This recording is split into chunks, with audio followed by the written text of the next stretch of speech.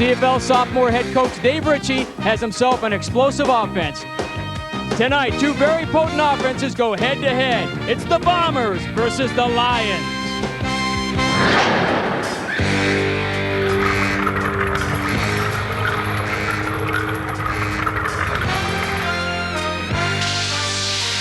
He was the main man with the Saskatchewan Roughriders. Dollar signs and a chance for a fresh start brought him to BC. Lion fans will soon realize that Austin's quick release and accurate passing will result in several trips to the end zone.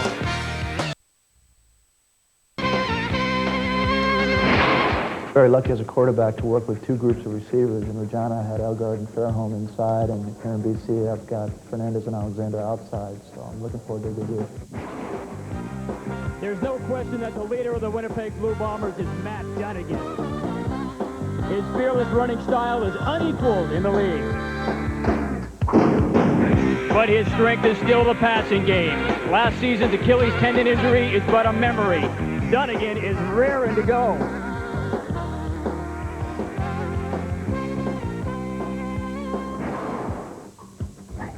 It's been a long road back. I'm ready to go. Got to move the chains, put the ball in the zone. It's time for the show. BC Place Stadium is perfect for passing, and these two quarterbacks are next to perfection.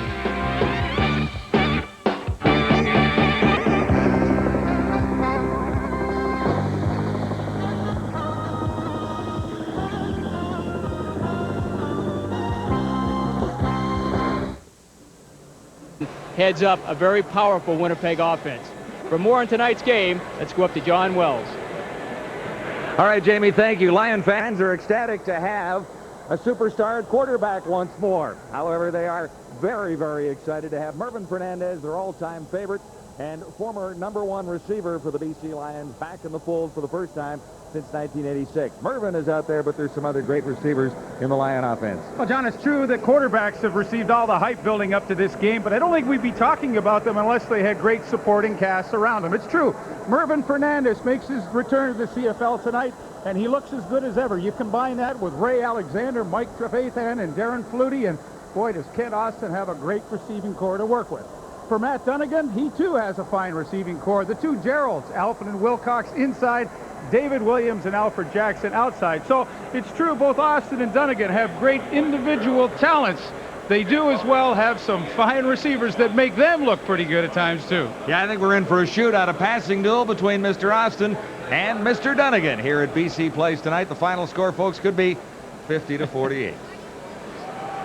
Thank you very much, John. You know, perhaps the best compliment you could ever receive as a player would come from an opponent player. When Kent Austin was playing quarterback in Saskatchewan, Calgary quarterback Doug Flutie said if Austin was ever traded to a team that had a dome stadium, his single-season passing records would be in jeopardy. Well, Kent Austin begins that quest tonight as we get ready for the opening kickoff. Kent Austin is a BC Lion. Matt Dunnigan, a former BC Lion quarterback, is the last to lead the Lions to a Grey Cup appearance. And we're ready for the season opener at the stadium at BC Place. The difference tonight could well come in experience, Leaf. Well, John, I think the difference simply in this game is, can the BC defense put enough pressure on Matt Dunnigan? They've got an all-Canadian front three. Newcomer Doug Peterson, Andrew Stewart's a newcomer. Combine that with Glenn Scribner, their veteran. I'm not sure if this group can really put enough pressure on Matt Dunnigan to slow him down. So in my opinion, that could be the difference in this game tonight. Almost set for the kickoff from Troy Westwood of the Winnipeg Blue Bombers. Deep for the Lions, Freeman Basinger, along with Spencer McLennan.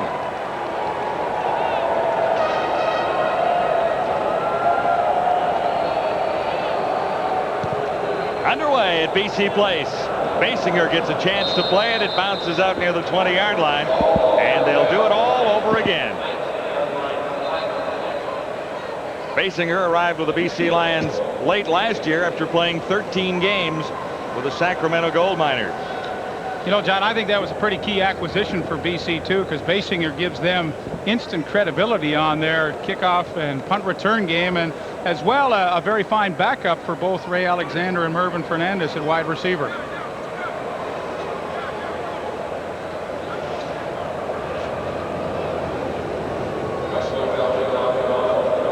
So Westwood lines it back up at the 30-yard line now, and Basinger and McLennan move up about 10 yards, standing near their 20-yard line.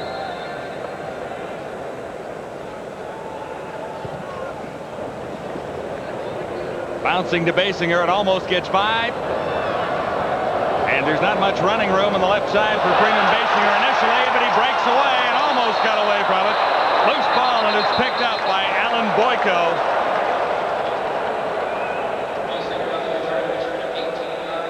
Tonight's starting lineups brought to you by Speedy Auto Glass. And Kent Austin debuting as a quarterback for the BC Lions. His career after the Saskatchewan Roughriders, 7 great years in Regina, 152 career touchdowns, and 1 Grey Cup.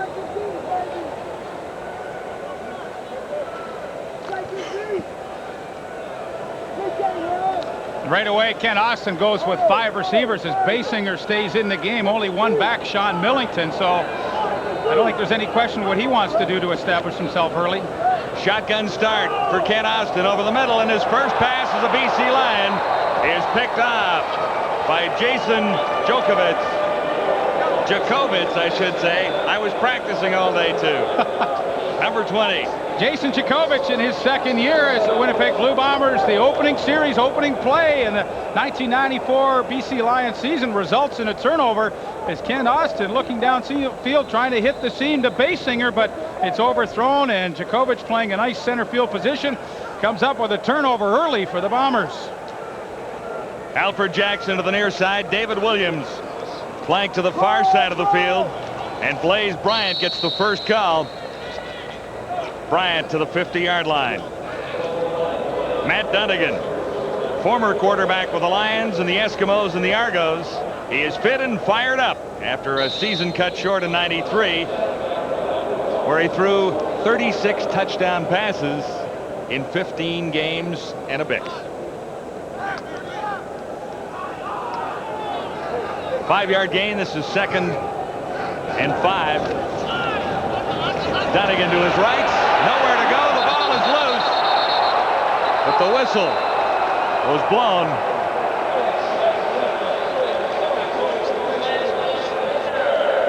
They ruled it an incomplete pass. And although the BC Lions got some pretty good pressure on Matt Dunnigan, it was Kelly Sims and Les Brown really holding up the receivers. They came up and challenged them a couple of yards off the line of scrimmage. Dunnigan just simply had no place to throw that ball, but just to get rid of it and not take the sack. Bob Cameron is ready to begin his 15th CFL season. Career average of 43.2 yards punting. Cameron stepping across the 40-yard line to get his first kick away. A rocket coming down to Basinger at the 15. An exciting return guy, Basinger, decked at the 25.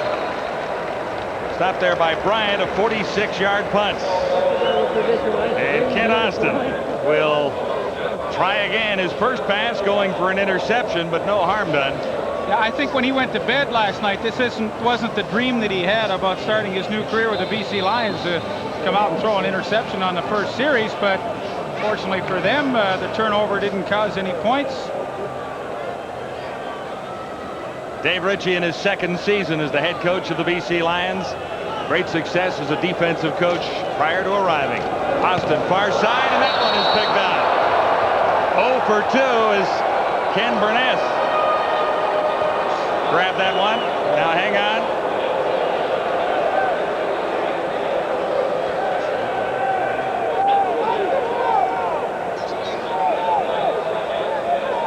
They're saying no interception. Well, you be the judge at home. Ken Burress does a terrific job to fight through on Mervyn Fernandez, and he must have trapped the ball. Boy, Austin lucky twice.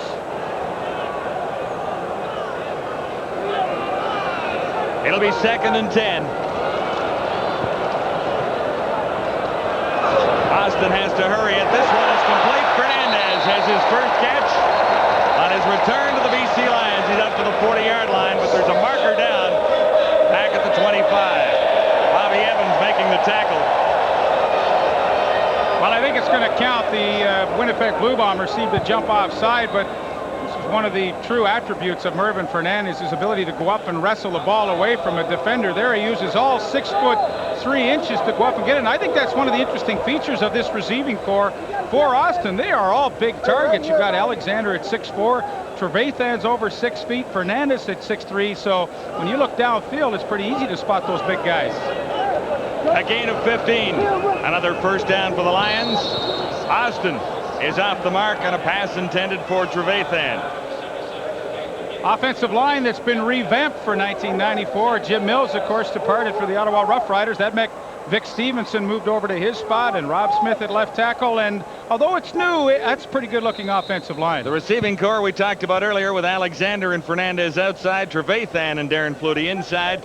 Potential for 4 1,000-yard receivers there. And to run the ball tonight, Millington and Hansen, if Austin gets around to it.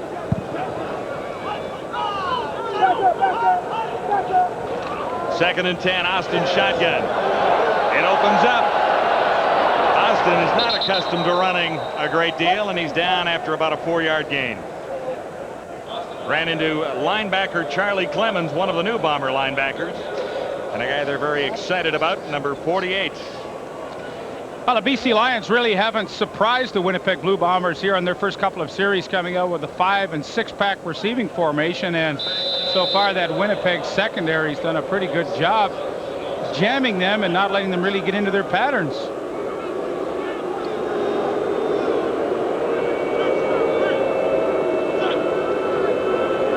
Lou Pasaglia.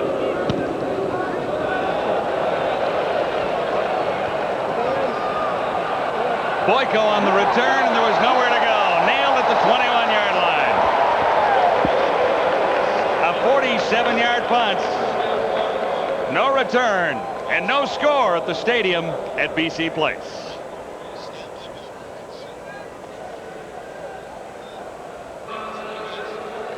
Cal Murphy made it to the Grey Cup one more time. He's head coach of the defending Eastern Conference champions. But the Bombers have lost the last 2 Grey Cup appearances they have made.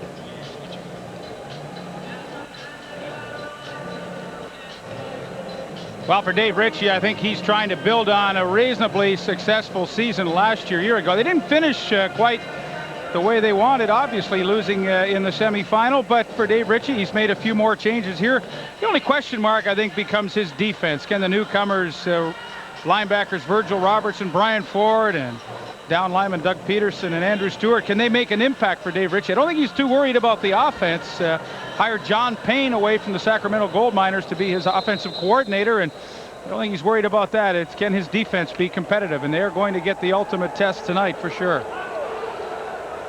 Bombers are first and 10 beginning at the 22. Dunnigan has everyone to the right side and rolling on, firing for Alfred Jackson, number 5.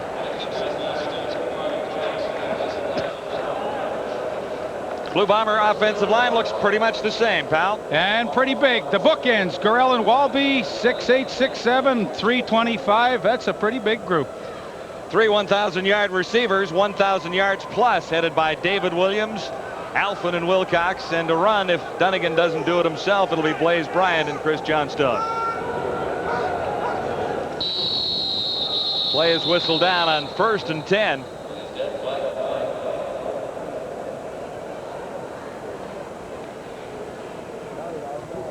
Procedure call going against Dunnigan and the Bombers.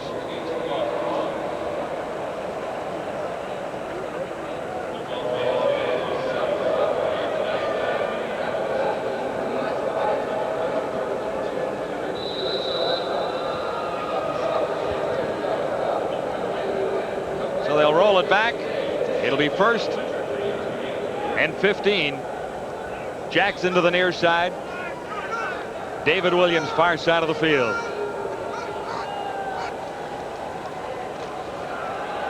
Dunnigan trapped, but he got it away. No one in the vicinity. Alfred Jackson was the closest Blue Bomber to the ball. Dunnigan might have elected to just get rid of that thing. Well, once again, pretty good pressure from that front group of the BC Lions, led by number 73, Andrew Stewart, a newcomer to the Lions in the CFL, but he's a Canadian from Toronto that originally was drafted by the Cleveland Browns and spent some time in the NFL. Brian Ford, number 48, the newcomer, also a Canadian who had some NFL experience in on the blitz to get some pressure on Dunnigan.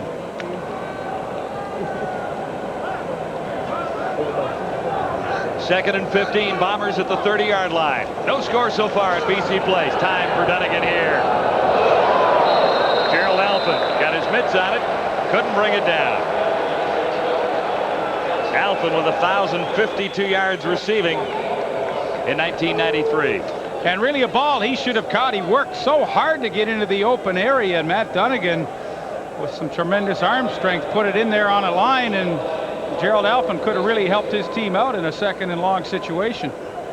Bob Cameron off to a pretty good start. No win factor here. 46 yards in the first punt. Had a nice chat with him before the game. I said, when are you going to retire? He said, when Louis Pasaglia does. Yeah, well, Pasaglia's got a year or two on him. This is his 18th season. Cameron is only playing in his 15th. Basinger finds a little bit of a seam. Decent return considering the coverage the Bombers had upfield. Del Lyles made the tackle after a 9-yard return, and Cameron nailed that one for 51. Kind of a slow start for two teams we thought would come out and be so explosive. Ken Austin with an early interception. And one that was almost picked off.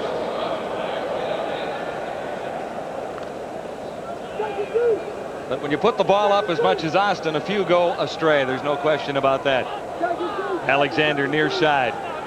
Fernandez, far side of the field. Over the middle, he'll have a first down. Out near the 50-yard line. Darren Flutie made the reception, his first of the season. 11 yards for Flutie. Play action really doesn't slow anybody down on Winnipeg. They get good pressure flushing Austin out, but Darren Flutie, who technically is one of the best slot backs in the league, keeps working back to the quarterback, keeps that separation he created, and nice catch.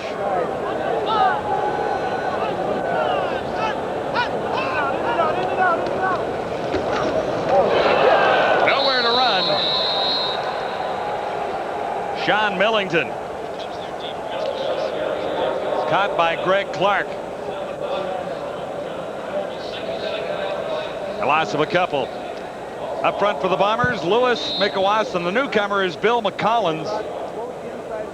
And a new linebacking core when you look at this group. Randolph has been there for a while, and Del Lyles played a couple of games last year. Yeah, solid secondary. Only changed newcomer Ken Burris on the corner, but Donald Smith and the rest of that group have been around for quite some time.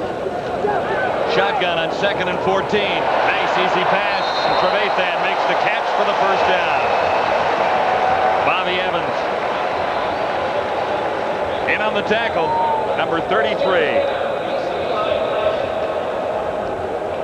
Evans an Eastern All-Star last year. Trevathan almost to 1,000 yards in 93. Yeah, Trevathan works to the inside and the spin move back outside. Lovely pattern and perfect throw by Ken Austin. So after a couple of very mediocre series, Ken Austin seems to look like he's in a much better rhythm here. Rhythm broken that time as Bobby Evans came crashing through to nail Austin.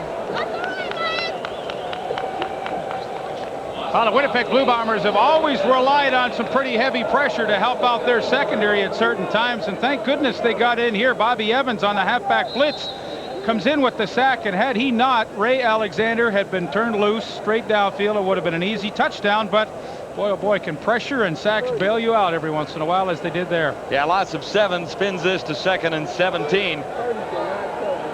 Lions just shy of midfield. Austin looks both ways and has a strike. Close to the first down, out near the 40-yard line. Smith on the tackle. Trevathan with a catch. And he's 16 yards. He'll come up about a yard short, so it's a pretty interesting call now for head coach Dave Ritchie, his first decision of the year. But nice look at Trevathan coming down. Winnipeg, one of the few times you'll see them in a zone, and Trevathan picked the open spot. Jakovic couldn't get there in time, and the BC Lions are going to go gambling. Not a bad call at the 40-yard line.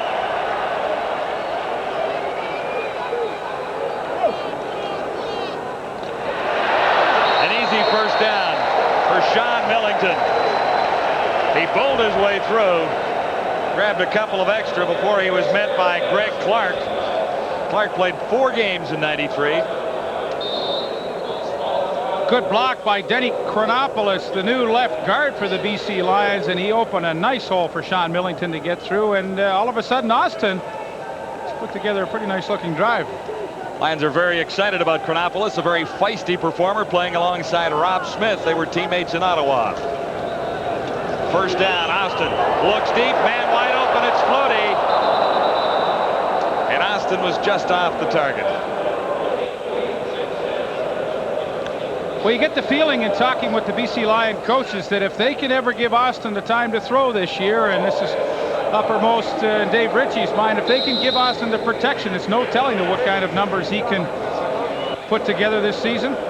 Hey, remember Michael Gray, the defensive end? Well, he's just kind of to the left there. Now the new defensive line coach for the BC Lions this year.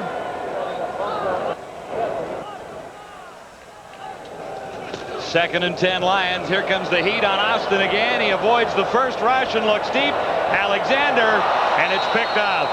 The intended receiver was Alexander. Donald Smith, with 5 interceptions last season, has the second Lion interception of the game.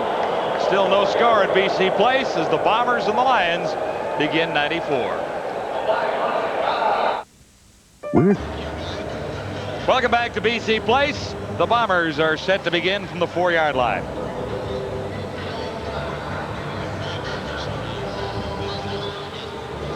I think one of the problems for Ken Austin, quite frankly, right now is he's just not used to this receiving core and the speed of it. Now, he does a nice job to get away from the pressure of Del Lyles, but you can see here Alexander's got a step on Donald Smith, and he underthrows him miserably. So, you know, he's still feeling his way out with this group. And there you see, hey, Ray's he's long gone. But that ball is just underthrown. And that was a pretty easy throw for us. And he didn't have anybody in front of him and had lots of time to step up and really deliver a good one off his front foot. So I think he's still feeling his way around. He said, you know, he came into camp late with the contract problems and, of course, didn't get the reps that he wanted to. So I think the little rust is showing here. 2 interceptions already, but it really hasn't cost Austin anything. He's got the Bombers pinned in at the 4-yard line, so there's a long march for Matt Dunnigan.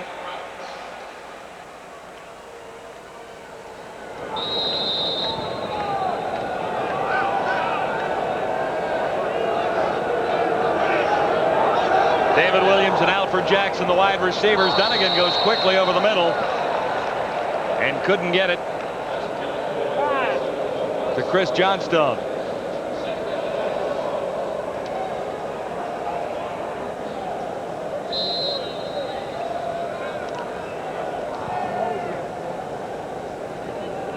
Dunnigan threw for 4,682 yards and 36 touchdowns. Started 16 games for the Bombers before a season-ending injury. Blaze Bryant, the intended receiver this time, and there is a marker down.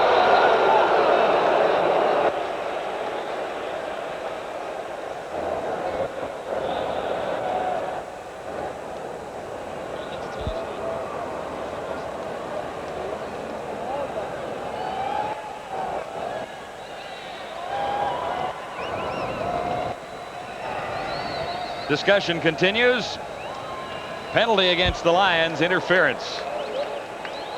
Well, I think it's a pretty good call. Tommy Europe's lined up right here, and as Wilcox tries to get in and make the catch, you'll see Tommy Europe climb up over the back of Wilcox. And 10-yard penalty. You know, with Wilcox's size, sometimes it's difficult for a defensive back to go around him and make the play. And, you know, there's no question that the contact is created early. So, in a way, the Lion defense has really let Winnipeg off the hook. Dunnigan, man open far side. Gerald Alphen, the catch near the 30-yard line. There's going to be some interesting battles between Alphen and Wilcox tonight against Kelly Sims and Enos Jackson, the 2 inside halfbacks of the BC Lions. Enos Jackson and Kelly Sims are both extremely physical, and of course you have to be because Alfred and Wilcox, both around 6'3" and over 200 pounds, are tremendously big inside receivers. So those are a couple of good matchups to follow. From the 29, Dunnigan just shovels it ahead for Blaze Bryant, and Bryant has outstanding speed and a big hole. He's up near midfield, stopped at about the 54. Jackson over to make the tackle, but not before Bryant picked up 25 yards. Well, one way to be extremely successful on offense is to give a defense the same look, but keep doing different things off it. You know, Dunnigan loves the short roll. Well, this time he flips it to Bryant, but next time maybe he's going to go outside. There you see 93, Virgil Robertson. He has to keep the contain, and there's no way they can stop Bryant. Near side Dunnigan this time, on target for Alfred Jackson. Grabs a couple of extra yards after making the catch. Brought down by Virgil Robertson. The gain is 5. Alfred Jackson played a couple of games for the Bombers in the secondary last year, but he was a wide receiver in his college days.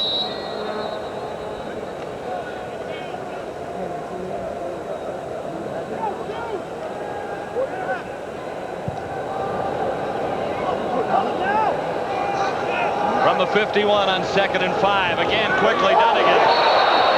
Alfred had it for a split second, but dropped it as he turned, and he took a pretty good hit out there. Enos Jackson, number 29. Well, Jackson was coming at just the perfect angle when the ball was thrown behind Alfred. He could get his helmet in, and I think his helmet actually knocked the ball loose. Had that throw been on target, there's no question Alfred would have made the catch and probably held on. Jackson, a 3-time Western All-Star in his days with the Edmonton Eskimos.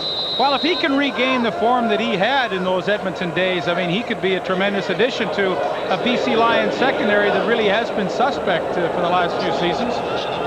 No doubt that's the biggest area of concern in the Lions defense. Good charge on Cameron as he got it away. Nowhere to go. Bombers with solid special teams coverage. Basinger has dropped after a 5-yard gain. Cameron's punt traveled 46, and still no score on the board.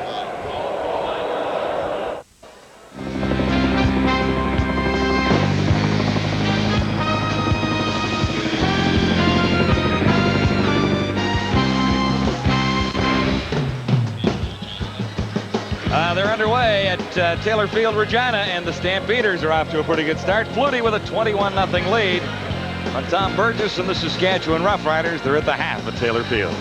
Yeah, I don't think that's surprising. I think it's going to take a while for Saskatchewan to round into form. They've lost so many stars. You look at that team, and now gone, obviously, Kent Austin, Jeff Fairholm to Toronto, Gerald Bayless to Baltimore. I mean, you just don't replace your stars overnight. It's going to take them a little while. So 21-0 at the half, I don't think is surprising. Kent Austin, as a Saskatchewan Roughrider, had some great games in this particular ballpark. He loved playing at the stadium at BC Place. He'll have a few more opportunities this year as the starting quarterback for the Lions. Right now, Austin faces 1st and 10 inside the 10, and there's nowhere to run that time. Sean Millington got the call. Number 25. And this has always been a tough defense to run against for the simple reason that they bring so many linebackers in from so many different looks. It's just so difficult to figure out your offensive line blocking patterns, and that time Millington just had no chance. Loss of 2. This will be 2nd and 12 facing the Lions. Austin shotgun. 3 receivers wide to the other side, and more pressure. Austin just ducked underneath the charge. Paul Randolph was through over top of Austin. A little slow to get up.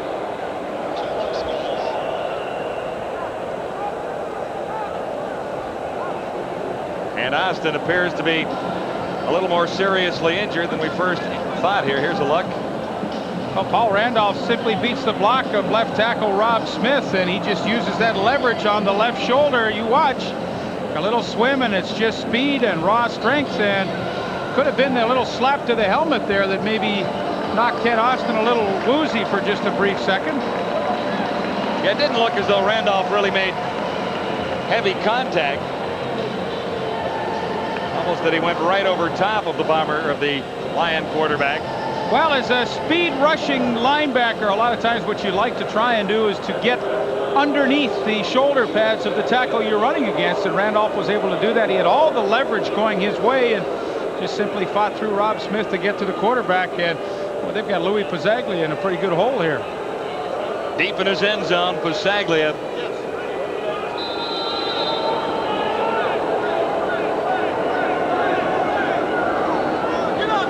Too deep for the Bombers. Boyko and Burris.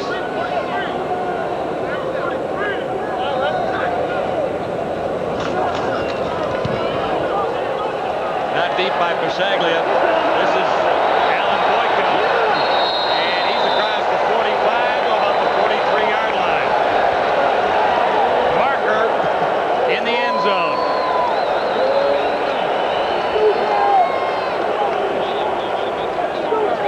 Well, now the question becomes, is it roughing or contacting? Contacting will not give them a first down. Roughing would give them an automatic. So we're going to get a nice look at it here. You be the judge. It's 77. Stan Contacting the kicker. Winnipeg number 77. 10-yard penalty. Third down repeated. Yeah, Mikolas looked like he almost stumbled into Pizzaglia. That's a good call. There's no question he was not trying to rough the kicker whatsoever. So I don't know. That was a pretty good punt by Lou Pizzaglia with no return. I'm not so sure I take the penalty. Well, he gets about 10 yards here. He'll stand 2 yards deep in the end zone instead of almost 15.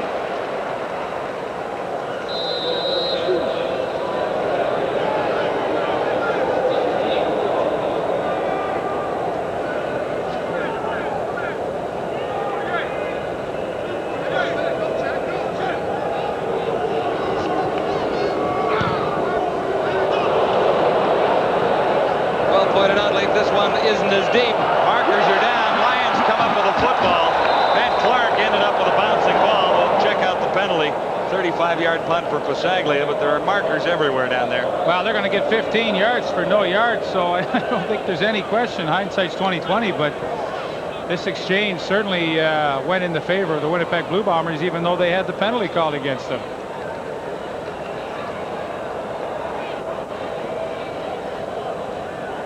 No yards. BC, 5-yard penalty. First down. Now, non-intentional, so 5 yards, but still. Yeah, pretty nice setup for Matt Dunnigan and the Bombers at the 41 of the Lions. Still no score at the stadium at BC Place, and only 33 seconds to go in the opening quarter. We were expecting a few touchdowns by this point in the game, but I guess first game of the season, both teams trying to work a little of the rust off. Dunnigan and 4 of 9 for 58 yards. Bryant got the call and stumbled as he took it from Dunnigan. I think Matt Dunnigan tripped him. Virgil Robertson was there to pin the Bomber running back. There's a marker down. BC number 91. 5-yard penalty. First down repeated. That's Angelo Snipes, who came over in a deal with the Ottawa Rough Riders.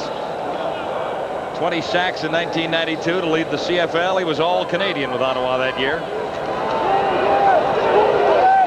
Bryant run to the far side on 1st and 5.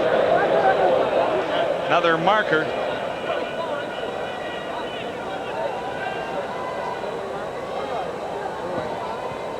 This time it's against the Bombers. Holding the call by referee Dave Ewell.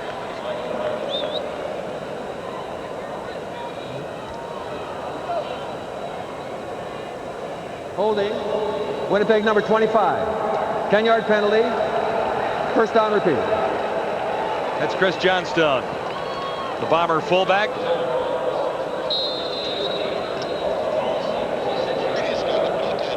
Now it's 1st and 15 as Dunnigan gets the Bombers out over the ball. Jackson got away from the first tackler, but he didn't get far. Les Brown missed Alfred Jackson. The gain is 6 yards. And that is the end of quarter number 1. No points on the board either way. As the Blue Bombers and the BC Lions kick off 94 on CFL Live.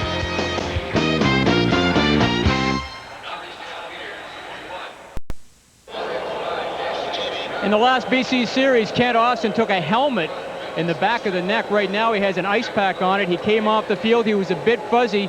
Danny McManus is now warming up in the sidelines. We might see him in the game in the next series, depending on how those fuzziness is worked out of Kent Austin's head. I don't get the idea that Austin is finished for the night, do you, when you look at him down there? No, I think he's all right. Gary Hoffman, the offensive line coach, going over a couple of things, and I think he'll be back. Yeah, maybe not the next sequence, but I think we'll see him back. Ready to begin the second quarter. 2nd and 10, Bombers. Dunnigan has Wilcox. The gain is 5 yards. Snipes was there. First down's equal. BC Lions turned it over twice to the Bombers. Really not much to distinguish between the two teams through that opening quarter, and that is shown on the scoreboard at 0-0. Oh, and if there's good news for BC, the 2 turnovers didn't cost them anything. Troy Westwood. A 43-yard field goal try. He had a sensational season in '93. And he's off to a great start in '94. Troy Westwood gets the Bombers on the board with a 43-yard field goal.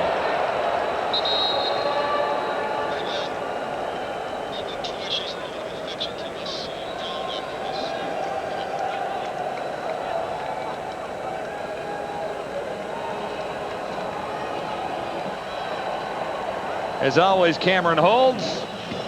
Les Brown was close. Well, Les likes to do a little talking out there, and I'm sure he's saying, man, you're lucky. You just made it over that bar. That was only 43 yards. So that's your range for the night. You know, Les, Yeah. That's exactly what he'd be saying. Planting a little message there for later.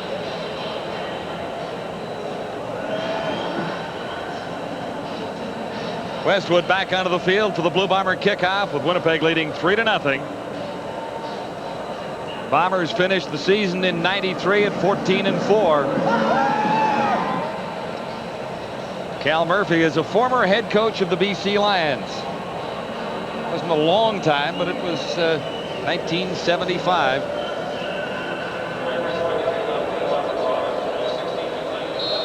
Basinger and McClellan.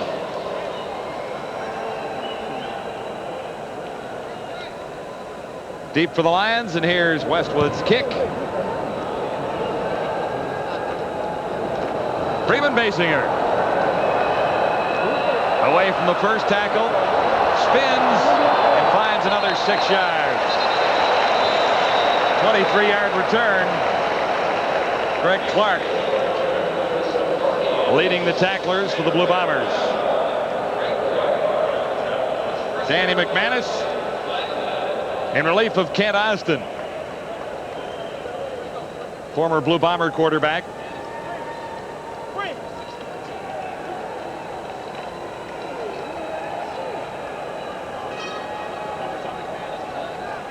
And there are penalty markers to be sorted out. Winnipeg number 58. Major foul, unnecessary roughness. BC number 13. Penalties balanced. First down. So McManus will begin outside the 30-yard line at the 33. Well, I don't think there's a better guy to have in the league than Danny McManus as your number 2 quarterback, and the experience, of course, that he brings to this team in a backup capacity, and now, of course, with the injury, gets a chance to play. McManus tries the shotgun on his first sequence to his right, firing for Fernandez. Sure hands there as Fernandez made the catch in front of Ken Barres. A 9-yard gain.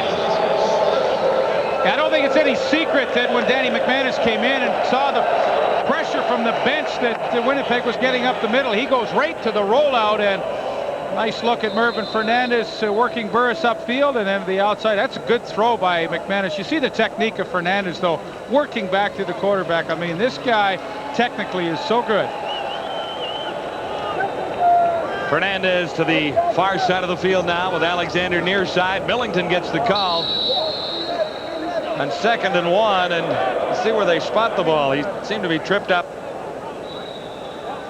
as he hit the line of scrimmage. Greg Clark in on the tackle.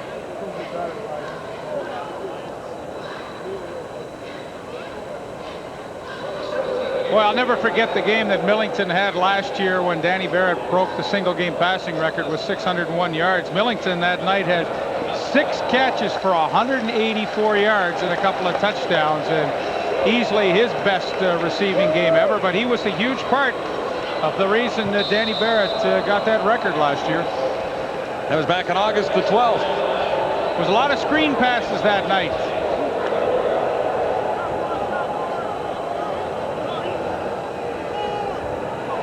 Enough for the first down. McManus from the shotgun again. This time looking to his left. This time he's intercepted at the 50-yard line. Donald Smith on the return, and he's still going. Smith grabbed from behind by Sean Millington. So McManus fires an interception. That's the 3rd of the night for the Lions. And the Bombers have a 3-0 lead. Donald Smith has the interception to set the Bombers up inside the 40. Here's how it looked. He does a really nice job. He's up here covering on Ray Alexander. Now, when he sits back in here, you're going to end up seeing Joe Murphy right in that area. And when the ball is overthrown, let it go. You'll see the good reaction from Smith to leave his man and then make the play on the interceptions. Now, granted, it was poorly overthrown by Danny McManus, but give Donald Smith a lot of credit to leave his man and come in and make the play and get his first interception of the year. Smith had 5 interceptions last season. He was an Eastern All-Star.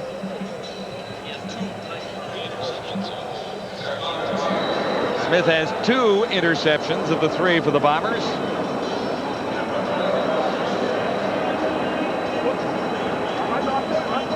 Slightly shaken up on the return, obviously.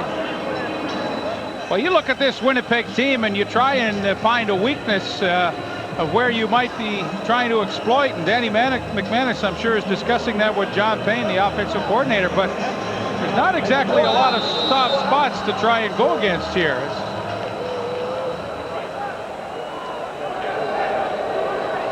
Bombers 1st and 10 inside the 40 of the Lions. Here's Dunnigan. Time to throw. He's on target, but Alfin couldn't bring it down. Well, John, I've really been impressed so far in this first half at how physical the BC Lion defensive backs have been with the Winnipeg receivers. That time, Kelly Sims, you know, he just came right up and jammed Wilcox and really didn't let him get into his pattern, mixed up the timing. He and Alfin both have had difficulty getting into their patterns tonight. It takes a lot of courage to do that, because when you come up and jam and miss, you're in big trouble. But both Jackson and Sims have the confidence to do it. This time it's David Williams to the near side. Dunnigan over the middle, almost. Wilcox had an opportunity. He was in behind the cover, and it rolled off his fingertips.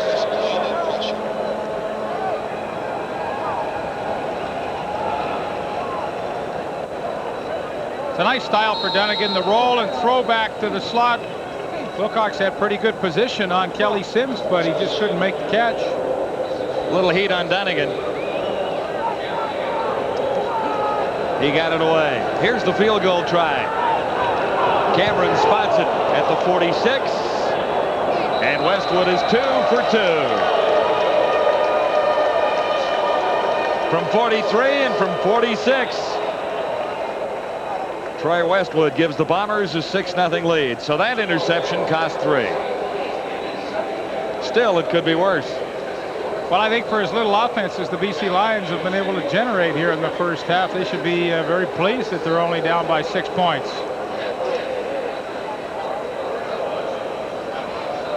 Dave Ritchie has been in charge of the best defense in the CFL 2 of the last 3 years, but not in '93 when he took over as head coach of the Lions. It was the biggest problem area for BC, and they've made some changes this year, but it'll still take some time because there's lots of new faces on the Lions defense. 9 rookie starters when you really look at the whole situation. Well, I think they have 53 players on their active roster, injured list, and practice roster. And of those 53, 39 are new since Dave Ritchie came here a year ago. So That is a lot of personnel changes. I was looking at this defense, and Glenn Scrivener is the only guy that I can find here that was playing a starting role with the BC Lions 2 years ago, before Richie. Yeah, in 92. That's true. Yeah.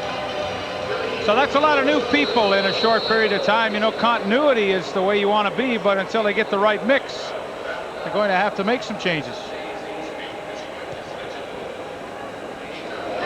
Freeman Basinger waits for Westwood's kick and takes it on the dead run.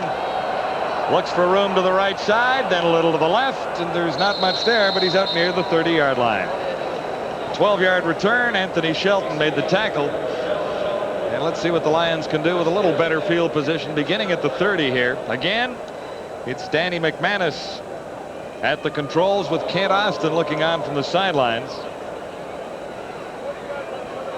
A few too many interceptions for McManus when he did get a chance to start last year in place of Danny Barrett. Fernandez near side, Alexander far side.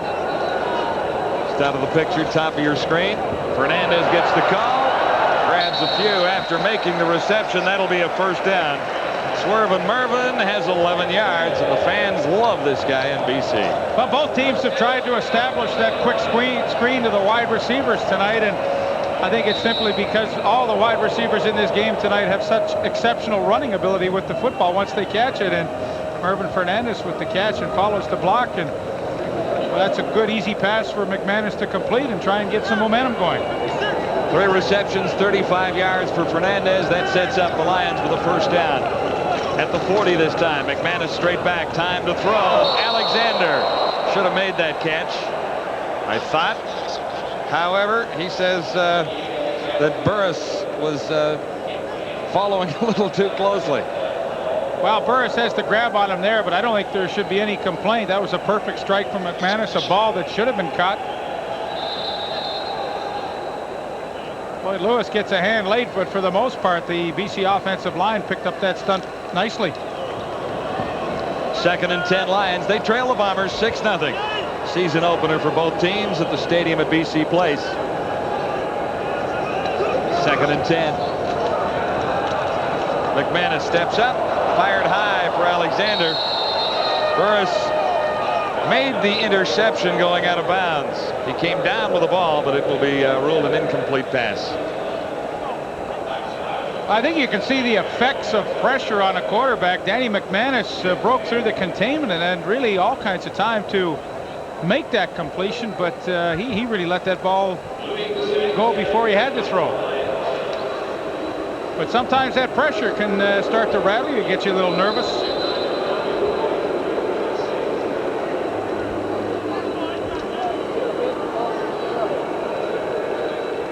Lou Pasaglia celebrated his 40th birthday this year. Still kicking footballs for the BC Lions. Burris draws a flag as he gets across the 35 after a 35-yard Louis Pasaglia punt. The Bombers in the lead at 6-0. This is CFL Live from Vancouver. We're in a garbage crisis. Matt Dunnigan in his 3rd year as the quarterback for the Winnipeg Blue Bombers, 12th in the CFL, and says still got a little bit to learn. I'm still learning, you know, and I still am aware of that. You know, I certainly don't know everything, and that's why I'm continuing to play the game, because I don't feel like I've accomplished everything that I'd like to accomplish, and I don't know everything I'd like to know. The game is ever changing, and every time you step on the football field, it's something different. And I think that's why it's so exciting to play, because it is that way. And over the past 11 years, going on 12 now, you know, I've enjoyed it, and I'm continuing to enjoy it. And, there's been a lot of things happen, good and bad, and it's been a great ride. Really a terrific comeback. He is in phenomenal shape. The upper body on Dunnigan is really quite amazing, isn't it? He's a very strong quarterback. On first down, Dunnigan near side has David Williams short of the first down, a gain of about 5 yards. Charles Gordon, late of the Ottawa Rough Riders, up to make the tackle for BC. Well, he is so strong in the upper body. I think that's one of the reasons why he had so many rushing touchdowns last year, 11 in fact, and that led the league. So that upper body strength certainly an asset for him in those short yardage situations. This is 2nd and 5 facing Matt Dunnigan and the Blue Bombers. Winnipeg in the lead, 6-0 with 8:59 to go till halftime. Right on target, Dunnigan that time for Gerald Alphen. 11 yards, and the Bombers move the sticks once more. And Gerald Alphen did a really smart thing there. He's been having trouble with Enos Jackson coming up and jamming him, so he's starting to use a little motion and moving around there, so Enos Jackson can't really get set on that jam, and by using that motion, he was able to get good inside position to make that catch. Now at the 54, Dunnigan for Blaze Bryant, and a big hole opens up for Bryant. Penalty marker down back at the line of scrimmage as Bryant crosses the 35 and stopped by Tom Europe. 18 yards if it counts. Yeah, lead block by Chris Walby and Chris Johnstone coming around the corner, and lots of room for Blaze Bryant to smack through there. Well, you're going to see Johnstone and Walby come right through and lead up for Blaze Bryant, and when you can create a hole like that, it makes it pretty easy. You know, last year Blaze Bryant had his best game of the season against the BC Lions, a 13 carry, 132 yard effort, so he likes to play here. Penalty was against the Lions offside, so Dunnigan has the first down, and Bryant gets the call again. One tackle broken. He's tripped up from behind by Doug Peterson, the rookie from Charlie Lake, British Columbia, playing in his first regular CFL game. 6-yard gain for Blaze Bryant. Well, I like the call. He goes right back to it. You know, if it worked once, it should work again. And although Doug Peterson actually Andrew Stewart got the hit on him early, Blaze Bryant still with his strength picked up about 6.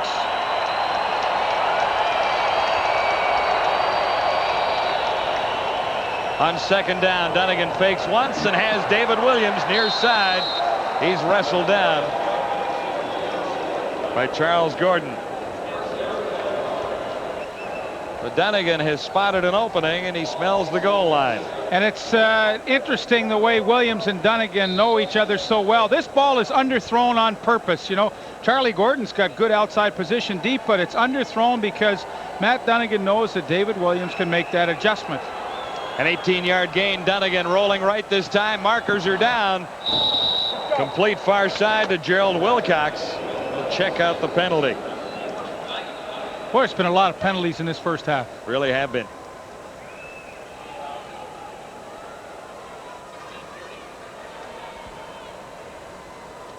And more discussion down there now with the Bombers threatening inside the BC 15 with a 6-0 lead already.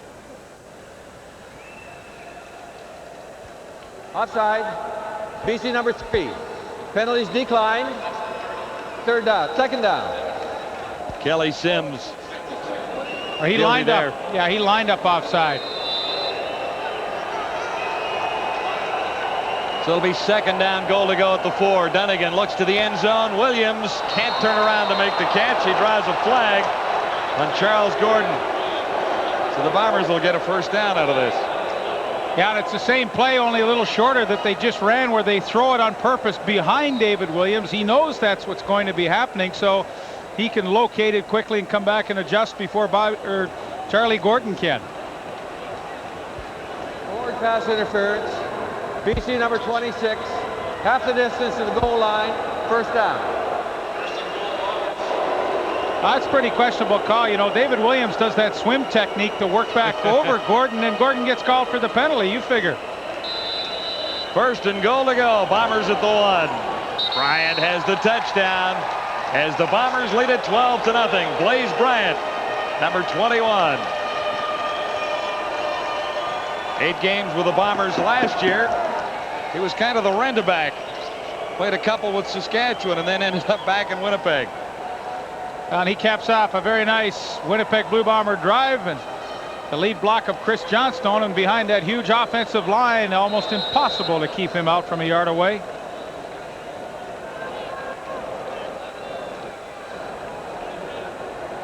Bryant had just 1 touchdown in his 8 games with the Bombers last year. 6:28 to go till halftime. And more penalty markers are on the turf here at BC Place. Now, you don't think Miles Correll would be in the middle of this, do you? Hard for me to believe that Miles would get upset out there. I don't know why anybody'd want to pick on him. Only guy I can think of is Chris Walby. That Yeah, might be they're an even teammates. match. Yeah. We'll check it all out when we return to the stadium at BC Place. The Bombers in control on CFL Live.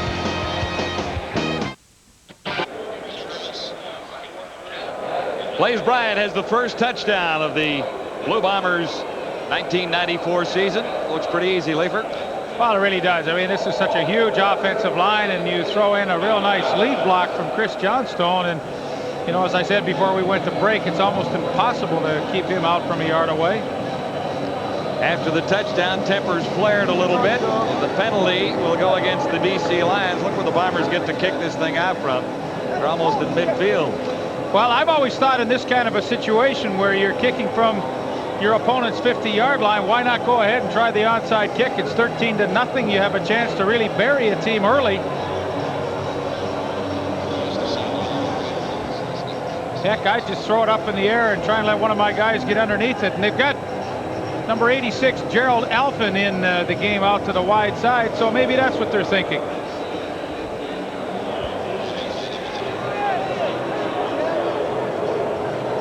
The kickoff will be at the 50-yard line.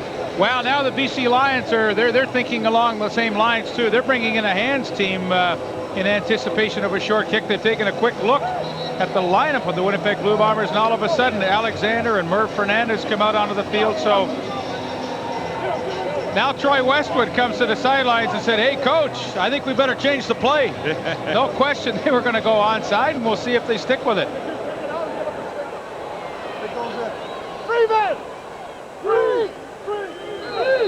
And now the change is made at the other side of the Yeah, field. well, Richie's saying, look, if they kick it down there, you just give up a single point, and we're going to, but I would dump it into a hole somewhere and try and pin them deep now.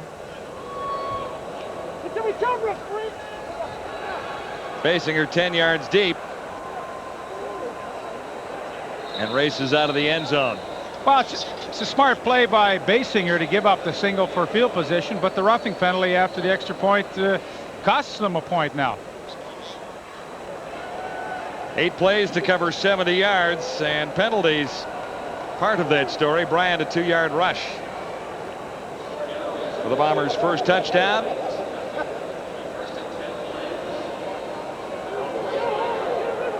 So now it's a 14-0 ball game. Yeah, not the kind of start, obviously, that Dave Ritchie thought. You know, you got Kent Austin coming in here, all the offensive weapons, and they just really haven't been able to get anything going tonight. I understand, I have a report that Kent Austin will be checked out at halftime for possible concussion. He will not be back until at least the beginning of the third quarter. So that means Danny McManus remains at the controls for the BC Lions. Down by 14 points. McManus looking for Fernandez. Coverage that time by Ken Burris, number 22. Fernandez, 374 receptions, 6,408 yards, and 55 touchdowns. He was a 5-time All-Star with the BC Lions and Rookie of the Year in 1982. One of the most popular players ever to play in BC. You know, you average out his last 4 years in BC, he averaged 81 catches a season and 12.5 touchdowns a season. I mean, that is truly impressive. 2nd and 10, Lions at the 35. Here comes the charge on McManus. Away from one, throwing on the run, far side. Alexander came back to try and make a catch, but it was out of bounds. So the Bombers getting a little bit of heat on the BC quarterbacks. It was Lewis and Del Lyles that time. And earlier it was Paul Randolph that sent Austin to the sidelines. Well, Del Lyles, number 56, gets such great initial penetration and forces McManus to the outside. And, you know, as a Winnipeg defense, you look at both Austin and McManus, you have to think, hey, these guys are not great runners. So if we really work extra hard, we're going to get a lot of pressure tonight and probably some sacks will result. Lupusaglia across the 25, got that one away. It's high, down near the 30. Alan Boyko. Penalty markers down as Boyko streaks up the middle. One man to beat now. Luke Passaglio has a bead on Boyko. Can he make the play? Passaglio can't. Boyko is finally run down on a pretty good pursuit. But it's coming back. Angelo Snipes showing great speed to catch up to Boyko, but there are markers everywhere. The punt was 46, the return is 74, and the march back is about 74 too, I would guess. Yeah, Brendan Rodgers, 35, caught Sean Millington from behind with the block. Winnipeg number 35. 10-yard penalty, first down. Take another look right here, in case you didn't believe my partner who had that one aced. Well, you know, it was right in the middle, and there's usually what you need is one key block, and there you see it right in the middle.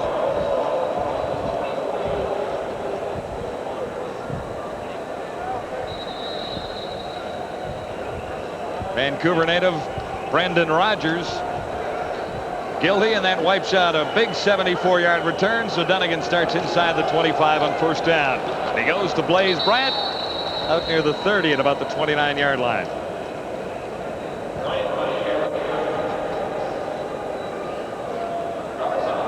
Bombers in a 14-0 lead. 4:36 to play in the opening half.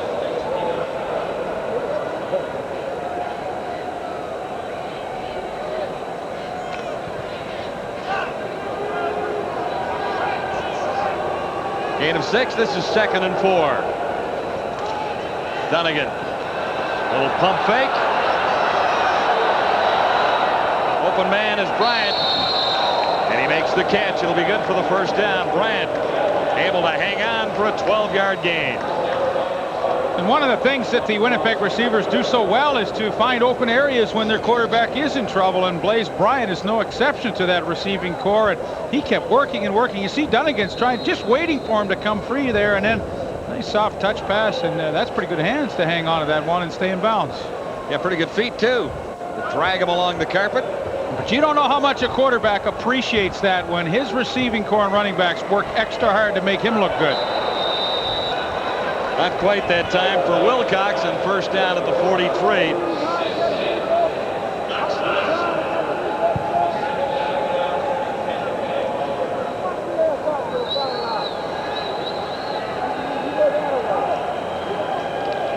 Second and 10 Winnipeg, 3:51 to go till halftime. I think Matt Dunnigan's pretty much settled into a nice rhythm here in the second quarter, and I think the BC Lions are going to have to change the defensive structure just a little bit. Come with a few more people than just the 4 they've been bringing most of the time. Dunnigan good on 10 of 19 for 115 yards.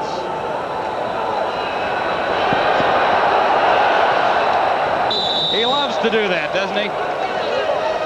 Well, I don't think there was any question when he broke contain that he was going to run with the football. He saw that BC was only rushing 4 people, and you know, that gave him a quick indication that, hey, all I got to do is really beat one guy. So he gets outside of Virgil Robertson right there, and then he can get the first down outrunning Doug Hocking. But, you know, when you're only going to rush 4 guys, Matt Dunnigan will recognize that quickly, and he has a great opportunity to run with it. 9 for Dunnigan on his first carry of the game. You know, we saw him in that clip saying, I learned something new every time, and I think that's probably one of the things. 3rd and 1, and guess who?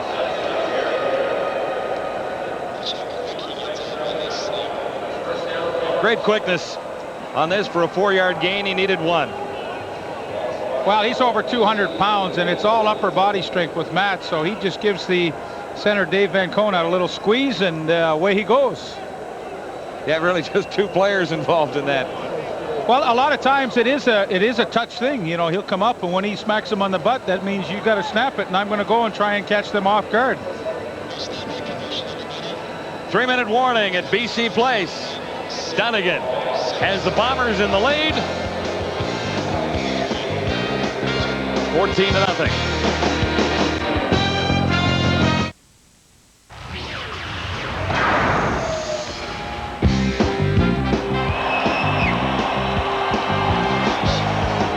Under midfield with the Bombers in the lead at 14-0 into the final 3 minutes of the opening half. We're at the stadium at BC Place. BC Lions have been unable to get on track tonight. Winnipeg with another first down. Williams near side. Alfred Jackson far side of the field, and Blaze Bryant gets the call in the backfield. Gain about 3 yards. Well, I think this is an important final series for the BC Lions on defense. I think they have to try and go into the locker room with some sort of good feeling about themselves. And, you know, on first down, they're able to stuff Bryant, 96, the newcomer Virgil Robertson, with the tackle. But, you know, they have really had little or nothing go their way here in the first half. So to end it on some sort of upbeat note is really imperative. 2nd and 7. Let's see what Dunnigan does here. Williams. And he's almost at the first down line. Let's see where they spot the ball, but second effort as he reached ahead, he came pretty close. Williams and Dunnigan, teammates in British Columbia for a time. Hooked up again in Winnipeg last season. Yeah, last season, David Williams, 84 catches were the most that he's ever had in a single season. And he stretches out here, and he's going to be awfully close to that first down mark. And I'm back close enough that they certainly will gamble on third down. But I don't think it's any secret that his career has flourished around Matt Dunnigan being his quarterback in BC, and now, of course, again for the last 2 seasons in Winnipeg. In '88, he had his best season ever, David Williams. After BC, a stop in Edmonton, Ottawa, Toronto, and then back to Winnipeg last year.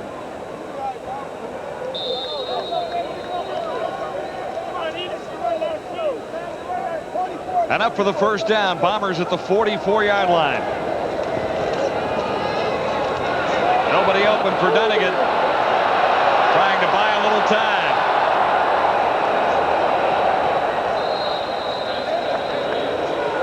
Williams got close to it. Well, at least a little closer while it was in the air.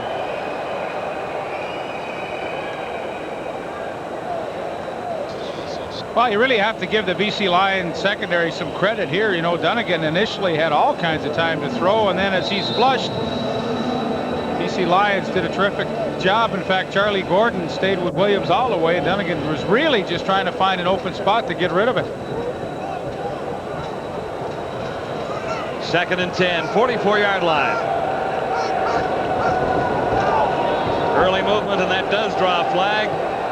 Blaze Bryant gets the call. He's well short of the first down, and we'll see where the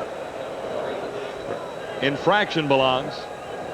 Well, you can hear it all the way up here. Matt Dunnigan changed his cadence at the line of the scrimmage, a little different emphasis on the snap count, and we got everybody jumping offside. Penalties against the Lions, offside.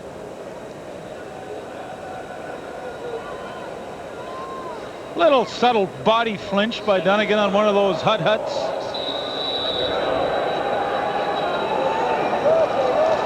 Bryant again on 2nd and 5, and he appears to be a little short of the first down. 2:01 to go till halftime. 3 yards the gain. That makes it a couple short.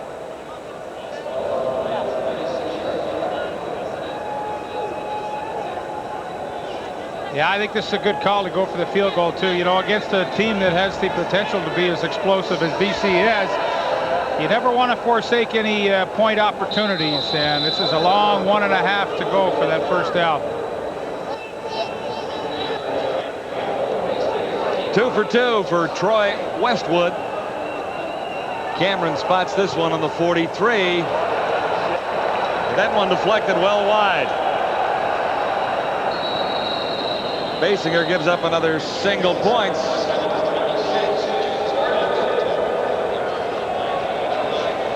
So make it 15-0.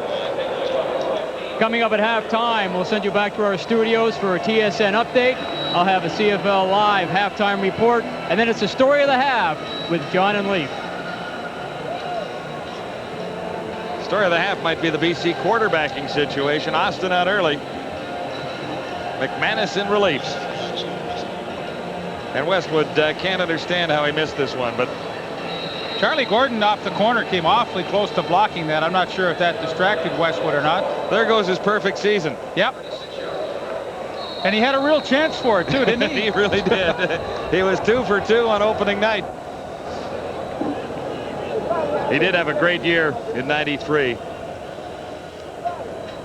Good on 45 of 56. Funny how these things work. You know, Bob Cameron and I were having a really nice chat before the game, and Forrest Kennard held out years ago wanting more money, and they said, well, forget it. And they brought in Troy Westwood, and they've never skipped a beat. Minute 42 to go till halftime. 1st and 10 Lions.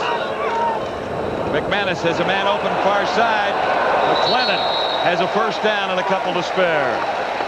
Okay, now they got to get in that hurry-up offense. A minute 37 to go. I think they really have to try and keep Winnipeg from getting any signals in from the bench. Go to the hurry-up and try and get yourself back in this game. Bombers have the lead by 15. A Lion touchdown would look pretty good by halftime, and McLennan is the intended receiver again. Similar play. Jacobitz got a hand on it. I'm really quite surprised with the BC Lions. They spent a lot of time in training camp working on an offense to really combat defenses that like to come with a lot of pressure and do a lot of quick, hot passing, and they really just don't seem to have their timing together tonight.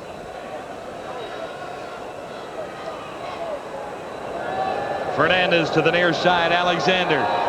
Flanks to the top of your screen. Here comes the charge. McManus unloads. And that's Yo Murphy. A 6-yard reception.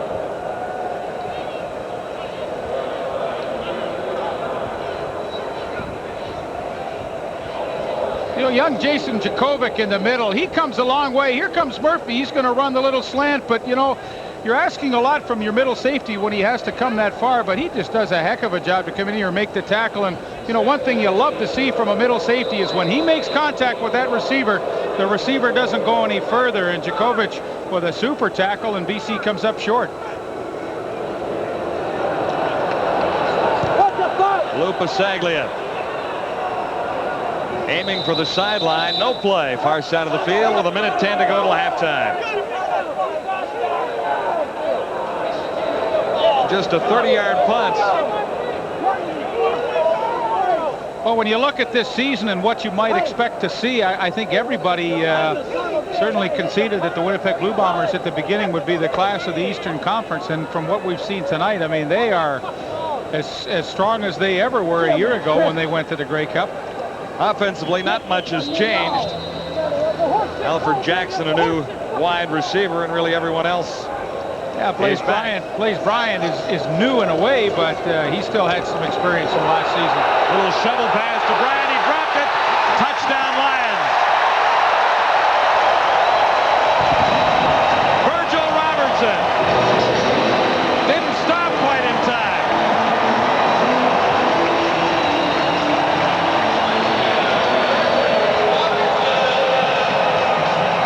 They'll fix the wall after the game.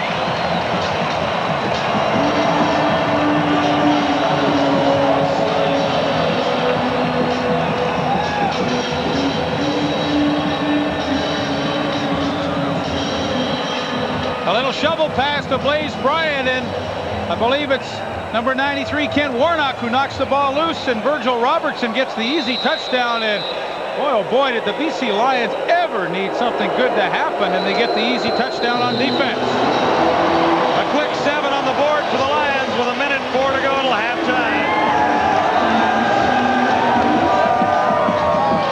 Well, we talked about it a few minutes ago, John. You always like to be able to go into the locker room and go in with a good feeling, and there's no question they're going to have it right here. Ken Warnock with the penetration right up the middle there. And now the ball's loose, and Virgil Robertson, number 96, he gets the good bounce, and he's off and running. Nobody's going to catch him. He gets up ahead of steam, and he can't stop here. The celebration carries right on into the side. Well, he hasn't had a lot of experience in spiking the football, and throws it at the old Subway sign. You know, but you talk about turning points in a game, you may look back later on tonight and say, what a huge defensive play that was. Yeah, all of a sudden it's an 8-point game at 15-7.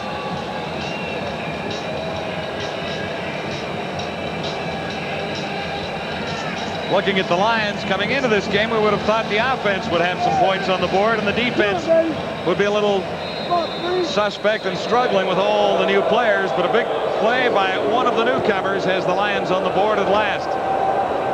Here's Blaze Bryant. Good upfield tackle that time. Henry Newby, another newcomer on special teams from Fairmont State. And the Lions are fired up.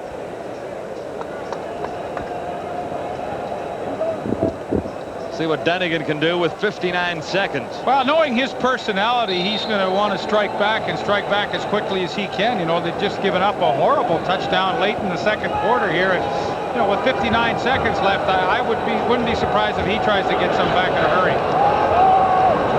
Good catch far side by Gerald Wilcox. And now 52 seconds remain. Wilcox is out near midfield. Yeah, that's a lot of time for Matt Dunnigan. Hurry up offense. You know, he's got at least 7 or 8 plays he can run here. 16 yards, hurry up offense. Here's Dunnigan. To his left this time. Pumps once. On target. Alphen can't make the catch.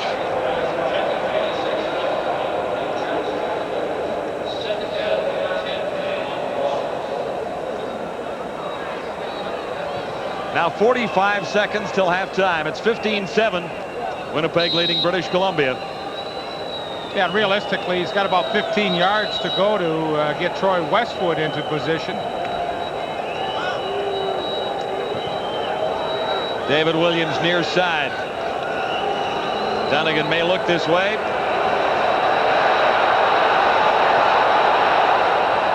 Alfred Jackson.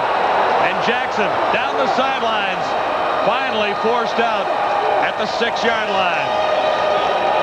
49 yards. Dunnigan made the play happen.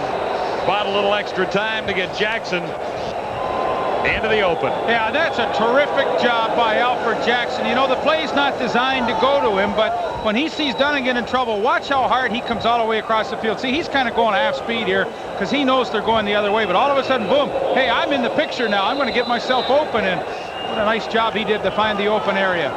Now with 33 seconds to go, Dunnigan can slow it right down and methodically work it into the end zone. Here's Dunnigan buying the time. Well, he's done that well tonight.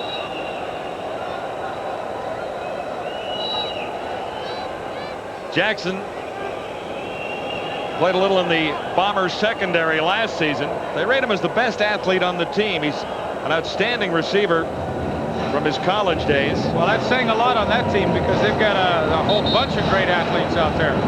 52 receptions in Jackson's final year at San Diego State.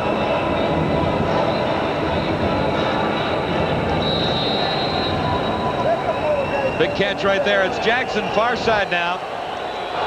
Williams near side. Dunnigan looks to Williams in the corner. Knocked down.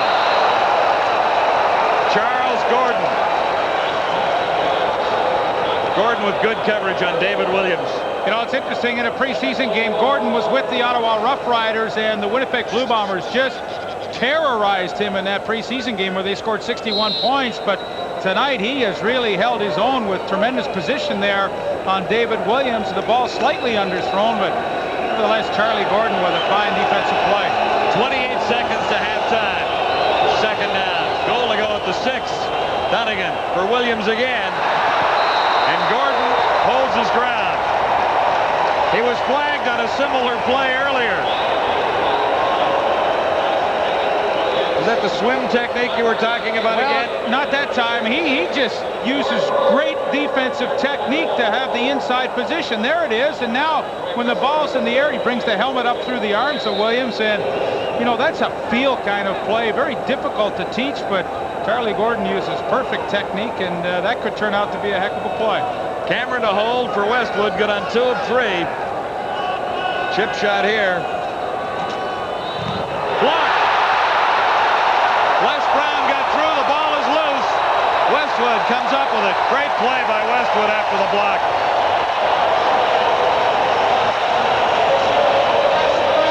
Couple of big plays by the BC Lion defense. Here's Les Brown in the spotlight. Well, the BC Lions have come close a number of times to blocking a Troy Westwood field goal tonight, but Les Brown with tremendous speed off the corner finally gets one. Here he is at the top of the screen. Watch the angle that he comes in, and with his speed, and he'll lay out and sacrifice, and you'll see just an unbelievable play. Perfect timing. Westwood made a heck of a play to get back to the football and recover it. Now to the final 13 seconds. McManus looks deep. Fernandez couldn't make the catch. Ken Burris.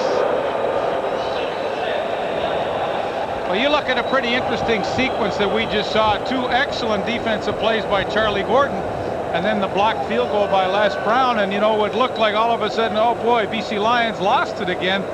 You know, that's one of those little sequences that's going to take them in on an upbeat note. 8 seconds to go. Do you put it up for Fernandez again? Well, I don't think it's a bad play. No, it's not a bad choice.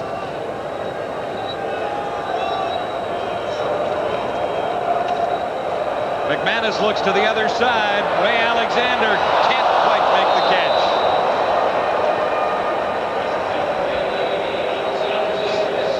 Donald Smith with Ray Alexander. And Smith stayed with him stride for stride and just made the play at the very end. Not by much. Should be the final play of the opening half, and things got a little more exciting in the last 2 minutes than they were early in the game. Well, you know, it's funny when you come into a game with such huge anticipation of this shoot the lights out kind of football, and it just doesn't materialize.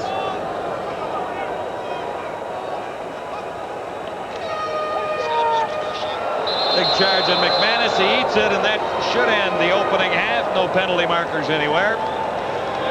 And the Bombers and the Lions head to the dressing room. Lions with a big touchdown late.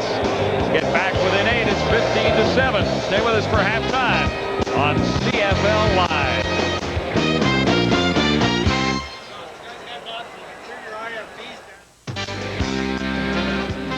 Welcome back to halftime at BC Place with the score of the Winnipeg Blue Bombers 15 and the British Columbia Lions 7.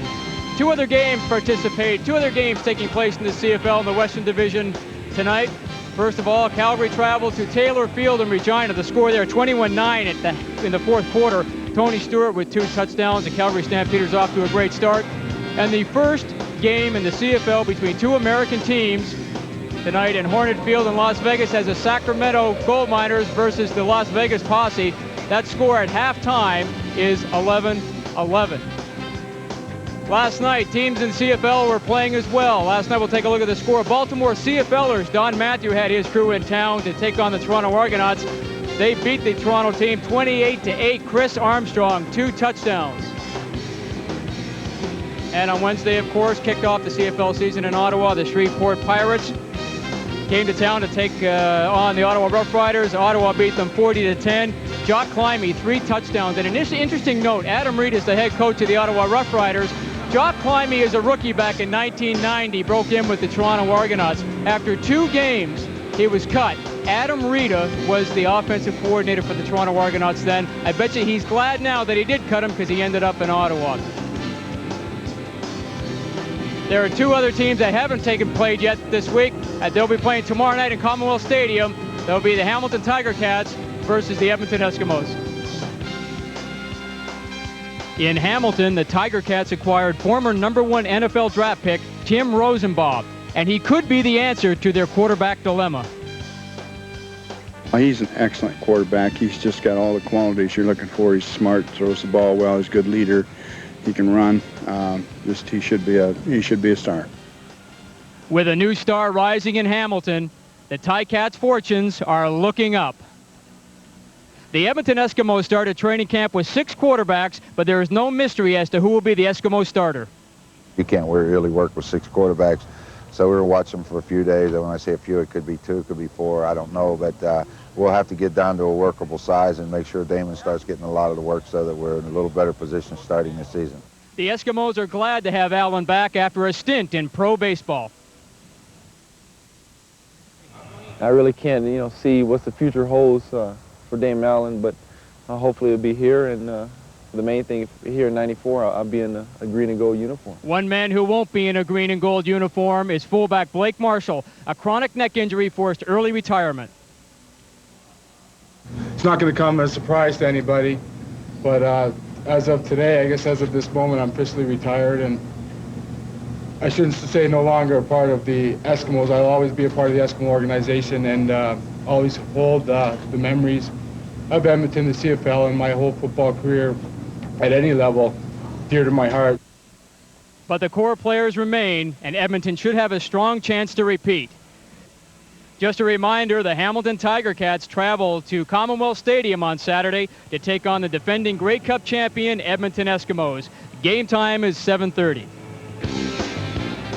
What looked to be a defensive battle here in BC is now taking on some offensive proportions in the last couple of minutes. We'll be back with more at halftime after this.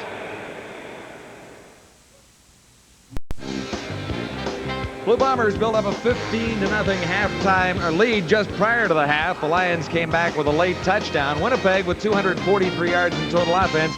And really, Leaf, when you looked at the BC Lions, they didn't get on track offensively. No, I think they had great difficulty. Even when Ken Austin was in before he was injured, he really didn't get anything going. A couple of interceptions. But I think the key story for BC in the first half had to be the injury to their new quarterback, Ken Austin, and it came with some pretty heavy pressure from the outside. Number 36, Paul Randolph. It looked like an innocent play, though. Well, it really did. You watched Randolph's left hand kind of smacked Ken Austin in the helmet, and from that point on, he didn't play, and we're not sure if he'll be back. Here's the story for the Lions in the first half. A big play here, late.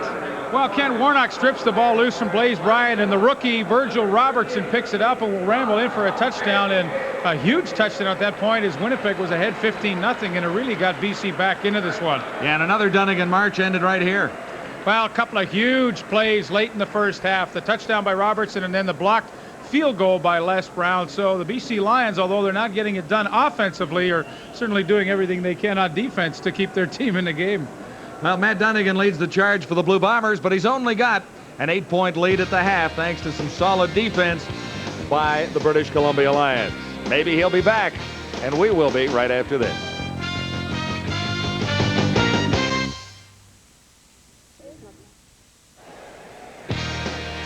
Here are the numbers at halftime. Blue Bombers with 243 net yards compared to the BC Lions with 72. The turnovers are close after the Lions turned over the first 3 of the game. And time of possession is relatively close, too, when you look at the scoreboard at 15-7 for the Winnipeg Blue Bombers leading the Lions. Who's going to quarterback the Lions in the second half? That's the question right now. Austin was out early. He was throwing the ball on the sidelines a couple of moments ago. And so was Danny McManus.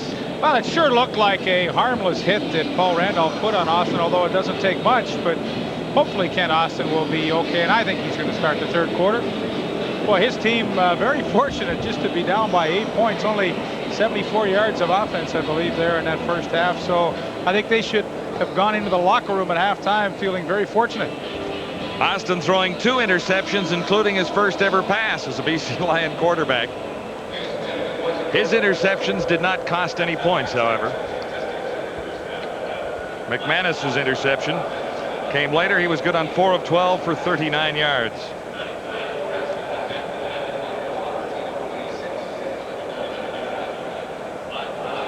Matt Dunnigan with a pretty good first half. We'll see what he does with the football when he gets it here after the BC Lion kickoff. A short one, and the Lions are in there to have an opportunity to recover. I think they might have. Yeah, it sure looked like they got it. Near the 50-yard line. That's tough to tell what kind of a kick that was.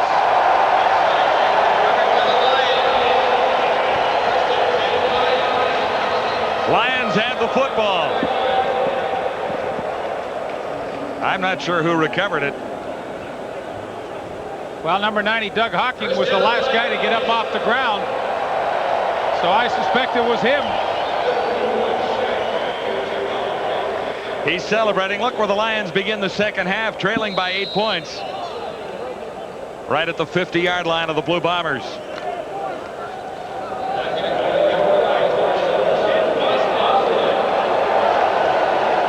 It is Ken Austin at quarterback. Shotgun, early movement from the Bombers. Del Lyles looked to jump offside.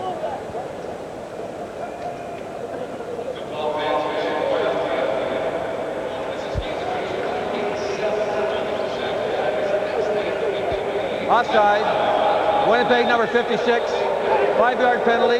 First down repeated. So it'll be 1st and 5 for Kent Austin and the BC Lions.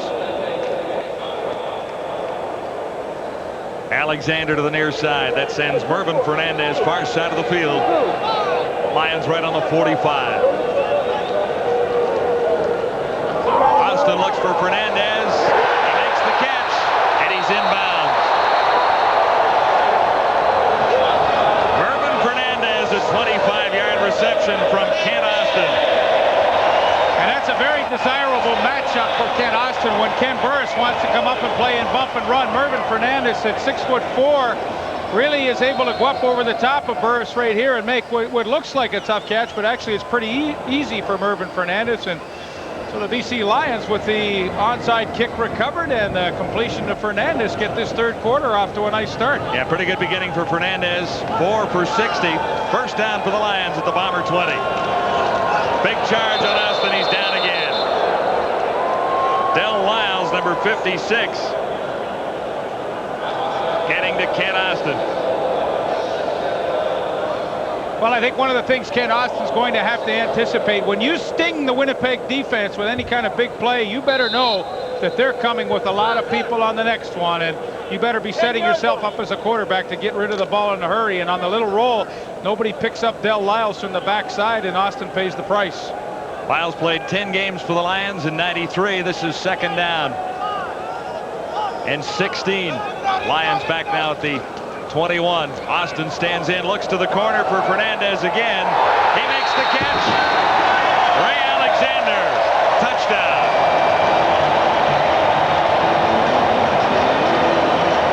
That looked easy. A 26-yard touchdown to Ray Alexander from Kent Austin.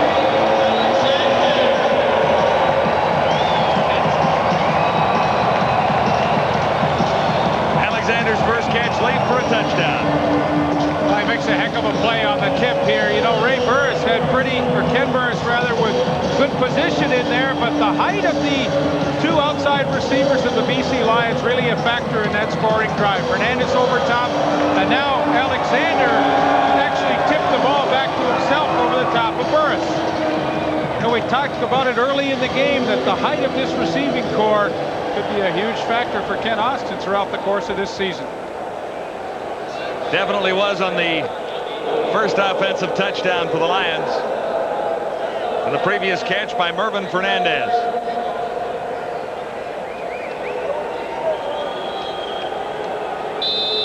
Lou Pasaglia will try and make it a one-point game.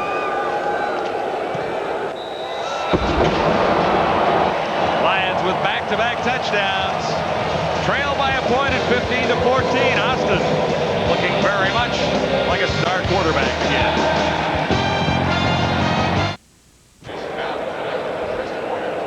Ray Alexander, 4 touchdown receptions last year, over 1,300 yards receiving. He has 1 already. He really caught it twice, batted it ahead to himself. Yeah, he used that right hand up and over Ken Burris to tip the ball back actually to himself. Now, like Austin, you know, when you've got 2 tall receivers like that, I'm sure you're going to see them challenge those corners in the bump and run situations and go up over the top on a number of occasions this season. Austin has the Lions back within a point after BC fell behind 15-0 in the first half. The scoring drive was set up by a short kick recovered by Doug Hocking. 4 plays to go 50 yards. And Austin did it quickly. Minute 45, Alexander made the catch. Well, they went into the locker room at halftime on a high note with the defensive touchdown, the blocked field goal, and were able to come out of the locker room in the third quarter and really build on that.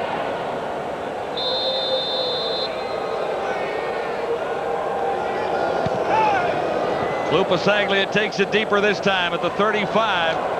Blaze Bryant away from the first tackler. Good return. He's out near midfield. So the Bombers begin with super field position. Dunnigan with a solid first half. 14 of 27 for 188 yards.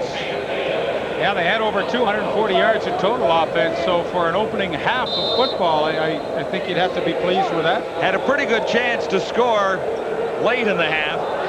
Charles Gordon with 2 solid defensive plays on David Williams. Here's Blaze Bryant. Nice little hole as Bryant crosses the 50. He went into Kent Warnock that time. Warnock part of a all-Canadian front for the BC Lions.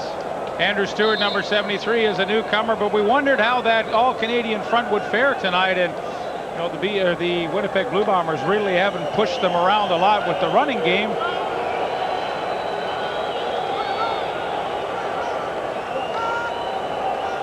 Second down, Bombers. Bryant gets the call again, and he'll be close.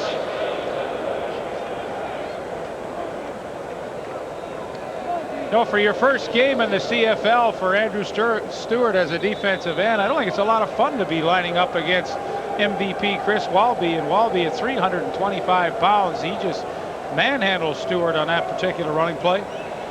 Member of 3 Grey Cup winning teams in Winnipeg in his 13th season now. You know, they're going to honor him at the Winnipeg Stadium July 14th in their home opener for all the great things that he has done throughout his career, not only for the Bombers but for the community. And nice gesture while he is still an active player. Yeah, he's coming up to his 200th game in a Blue Bomber uniform. Just underway in the third quarter at BC Place. Winnipeg 1st and 10, BC 44. Dunnigan to his right. Missed Gerald Wilcox, Eastern All-Star last year with 1,340 yards and receptions, 10 touchdowns for Wilcox. Yeah, normally you'd really think that Gerald Alphen and Gerald Wilcox would be the focal points of the offense, but tonight, as they did again, Kelly Sims and Enos Jackson with their bumping and jamming techniques are really throwing off the timing for the inside receivers' patterns. It flips to 2nd and 10. Bombers lead it by a point.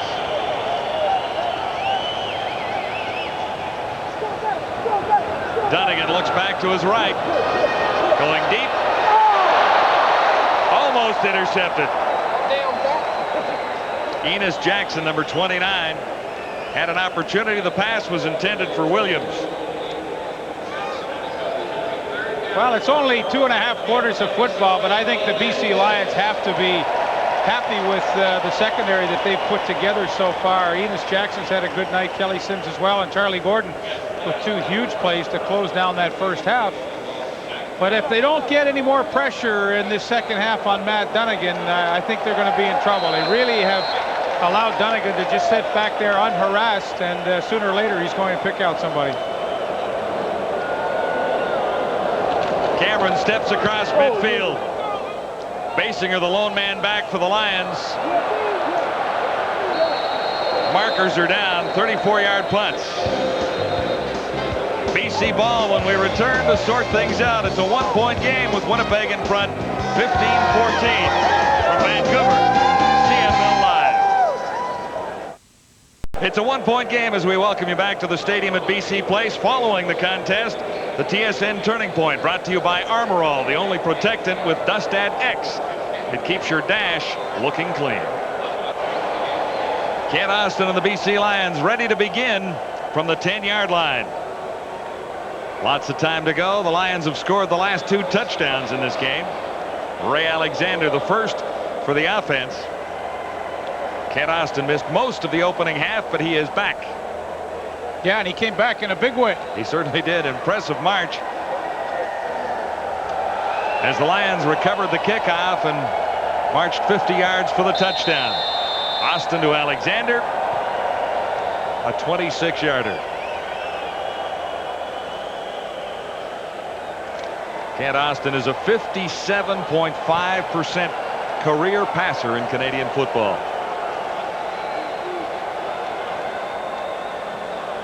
Good fake. Austin has Flutie. Watts for the first down. He's out across the 25.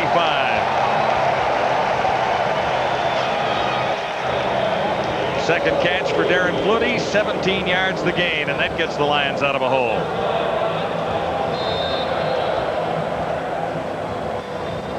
Nice offense to let Mervyn Fernandez clear out. He takes about 3 people with him, and that opens up a huge hole for Darren Flutie to come underneath.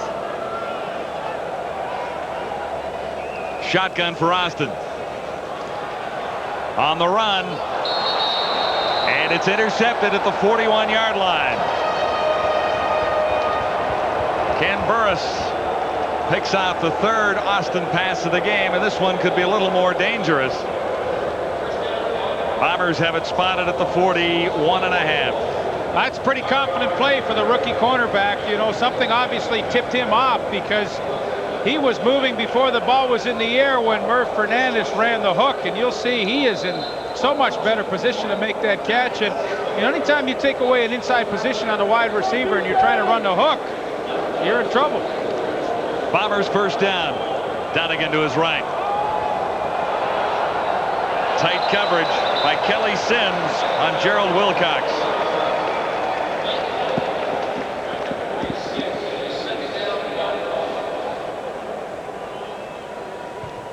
We don't see it too often where the defensive backs do a better job than the inside receivers of the Winnipeg Blue Bombers. But tonight, Kelly Sims and Jackson, I mean, they have been in perfect position all night long, and they are both physical enough to be able to get away with that. And Kelly Sims was stride for stride all the way. 2nd and 10. Bombers at the BC 41. Blaze Bryant gets the call. He's been running hard all night. And another decent run, but he's stopped short by Brian Ford. Number 48, one of the rookies, one of 3 rookies as far as the BC Lion linebacking core is concerned. Only Angelo Snipes has CFL experience. 8 yards for Bryant. Brian Ford has some pretty serious NFL experience with the New Orleans Saints, and Canadian guy out of Montreal that Dave Ritchie knew from their evaluation camp some years ago. And boy, they traded a pretty good one in Leo Groenwagen to Edmonton just to get the rights to Brian Ford, and of course we're able to sign him, and now he's a starting linebacker for them. Troy Westwood had his last one blocked. He was 2 for 2 at one point. He's 2 for 4 now. Cameron will spot it just outside the 40-yard line.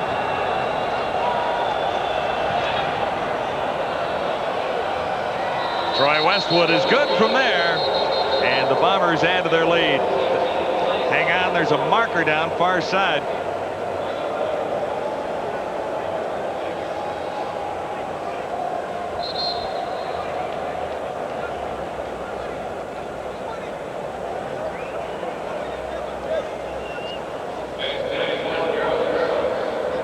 Discussion continues with head referee Dave Ewell, and what was spotted on that 41-yard field goal.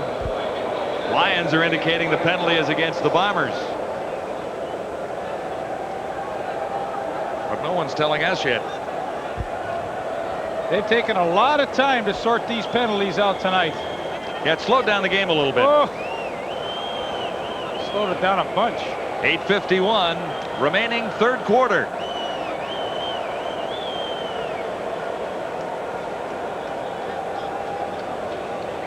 Procedure call is against Winnipeg.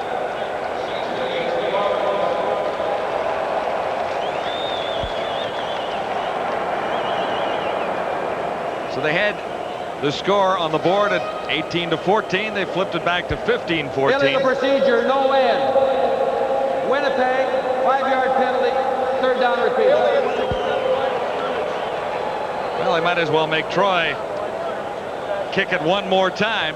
Well, you know, that usually happens after a blocked field goal, too, because what they've tried to do is curve their protection just a little bit to change the angle of a Les Brown and a Charlie Gordon coming from the outside. And then, of course, you don't have your end man up on the line of scrimmage. But that was all a result of the blocked field goal, I guarantee you.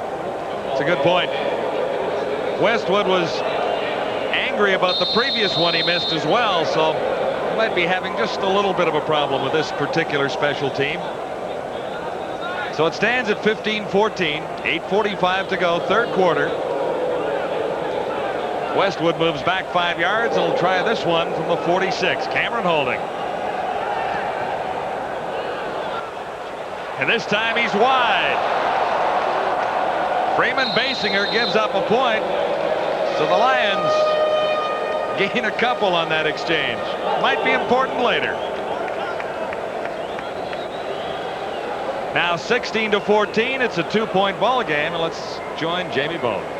Let's get an update from Taylor Field. Can you believe this? The Saskatchewan Roughriders have rallied back to beat Calgary 22-21. Calgary at one time in this game were leading 21-0 on 2 touchdowns by Tony Stewart. Dave Ridgway started the comeback. 3 field goals, a touchdown by Dale Joseph, and with 15 seconds left in the game, Tom Burgess hooks up with Don Narcisse for the game-winning touchdown. Ray Yawk must have a smile a mile wide. And Wally's going to be a little grumpy. Sean Millington. All the way down to the 12-yard line. 67 yards.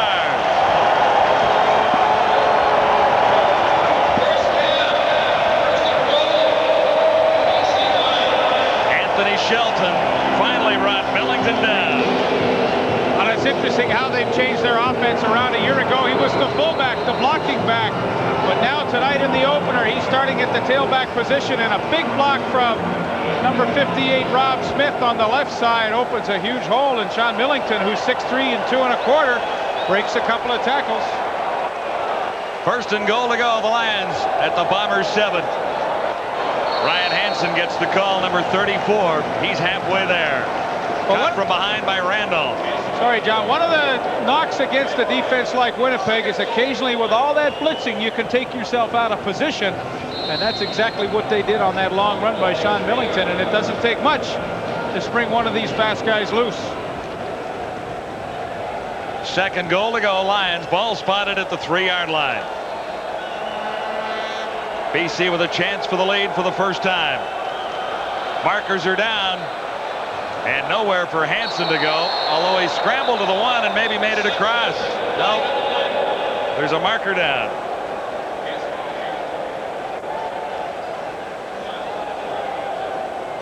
Lions were indicating touchdown after it appeared that Hansen had been stopped.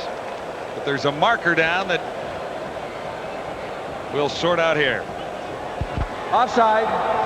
Winnipeg, number 58. Half the distance to the goal line. First down. Well, they call Greg Clark 58, but you can see clearly it's 56. Dale Lyles at the top of your screen. First and goal to go. Lions are at the Winnipeg 1. Austin tries to submarine his way into the end zone, and he's there.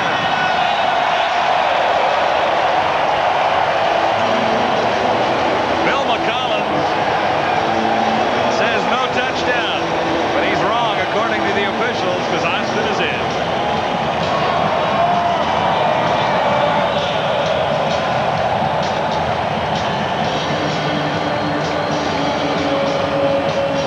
Lions have scored 3 in a row. Bombers have only responded with a couple of points since taking, or at least 1 point since taking a 15-0 lead. Yeah, and the head must be feeling all right when you call your own number. Yeah, I guess you're right.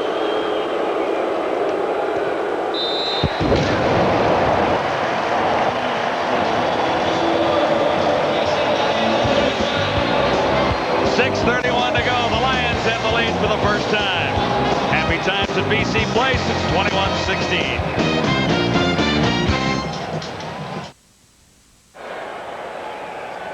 Kent Austin has engineered the BC Lion comeback to take the lead, 21-16, and carries himself here. Yeah, a little extra effort. Initially plugged up, a little spin, a squirm, a push with the legs, and you know, even though his new teammates know how courageous he is and gutsy and all of the above, you still kind of want to show them firsthand. That's right. A little bit of a shaky start for Austin. His first pass was an interception. But he's engineered 2 scoring drives in the third quarter to give the Lions the lead. Yeah, kind of unusual. That whole series was on the ground, too. Millington with a big play, 67 yards. Basaglia's kick dribbled along the ground. This is Bryant on the return. He's been solid tonight on special teams and out of the backfield.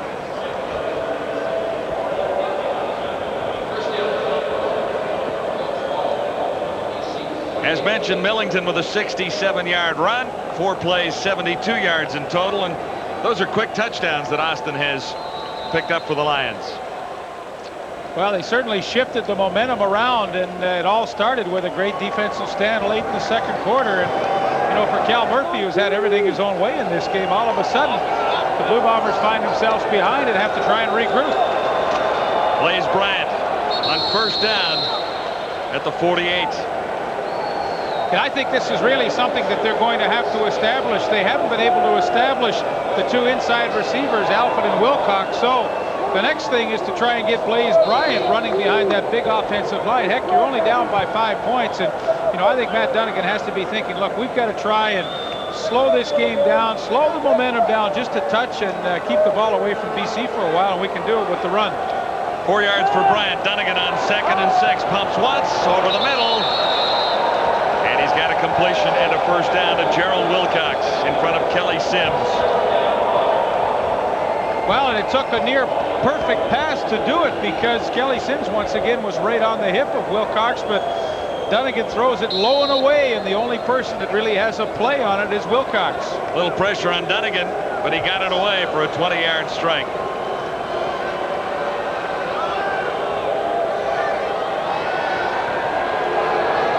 First and 10, Winnipeg at the 24. On the out, Gerald Alford. A little short of the first down, but an effective play.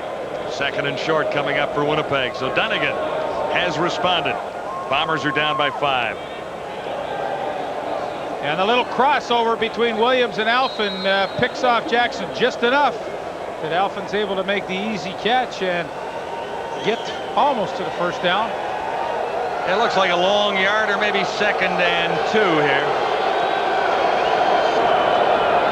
That should be good for a first down, Winnipeg.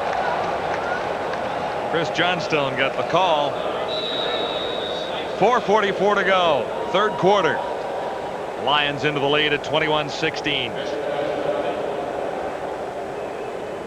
They'll measure this one to be sure.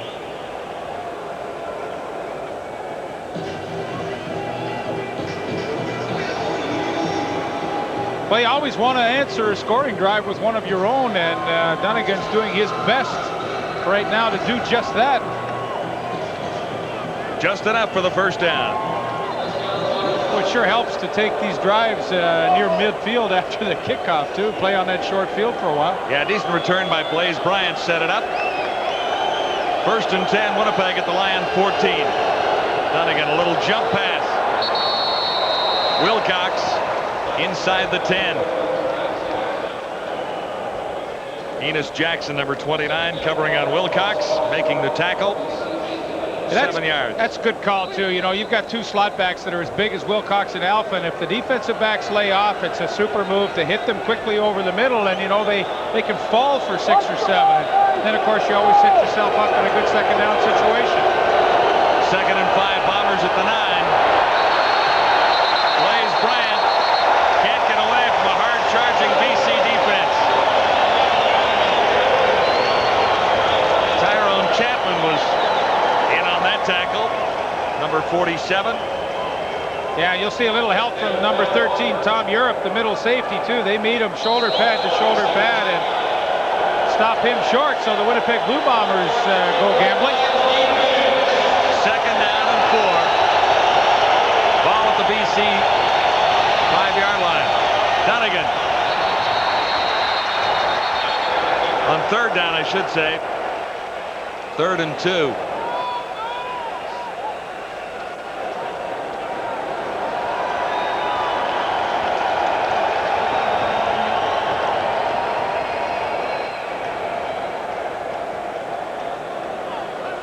And another measurement coming up.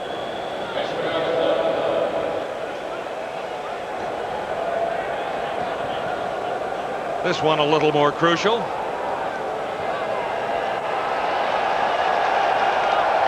Do they have enough? Short by that much. A 3rd and 2 doesn't pan out for the Bombers. Another break for the BC Lions. That defense has looked rather impressively. Well, they've made some huge plays. You know, you go back and look at the whole game right now, and you know, you could pick out 4 or 5 guys that have all contributed with some key plays at crucial times to stop some serious Winnipeg drives. And here, 48, Brian Ford over the top really meets Dunnigan as he gets into the hole, and they come up a little bit short. So Austin gets it back, beginning at the 4-yard line. Sean Millington gets the call, number 25.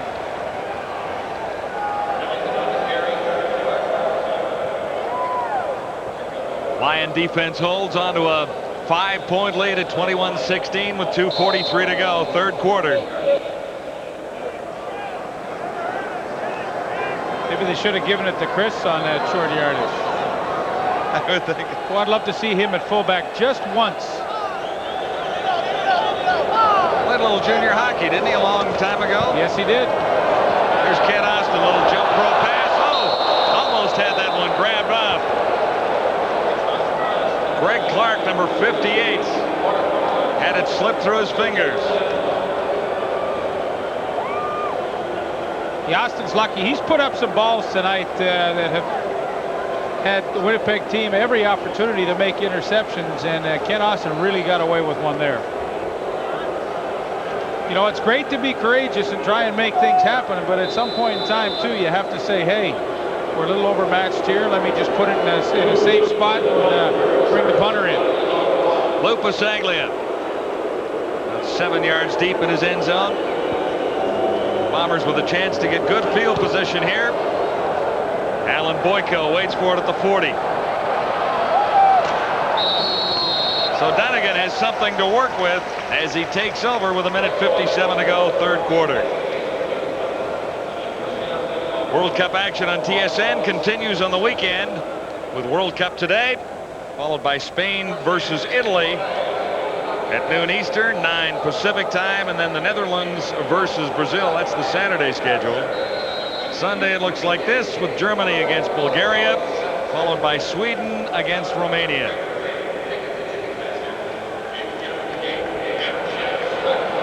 Minute 46 to go. Bombers 1st and 10, 37-yard line of the BC Lions.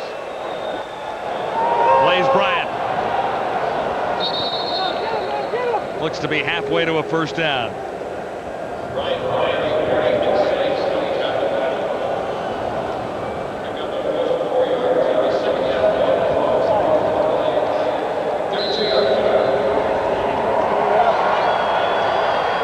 It'll be 2nd and 5.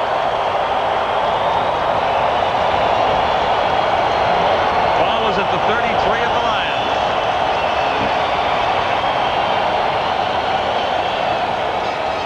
Out pattern.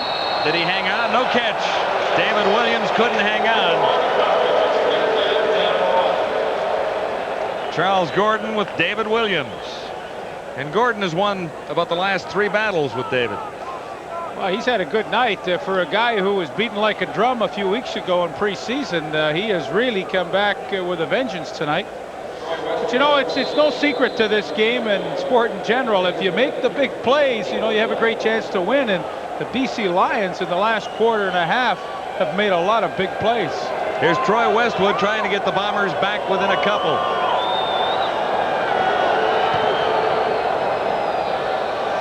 No mistake this time. Westwood had some problems after hitting his first 2 of the night. But he's good there. 21-19.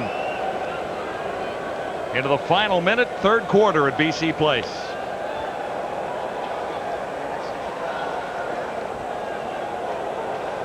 We'll follow the Lions into Ottawa next Friday night. Be with us for a 7:30 Eastern start time, 4:30 Pacific. The Ottawa Rough Riders 1-0. The Lions trying to have the same status by the time they get to Frank Clair Stadium. Yeah, and I'm sure Adam Rita's Ottawa Rough Riders really enjoyed and relished their opening victory over Shreveport, but don't think there's any question next week it becomes the real test to see how much they've progressed in a year. Cal Murphy has watched a 15-0 lead disappear.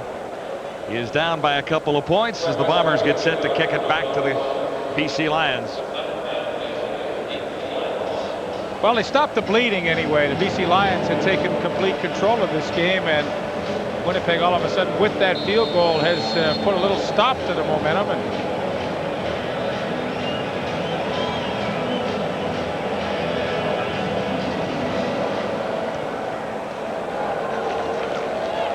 here's Freeman Basinger beginning near his 11-yard line.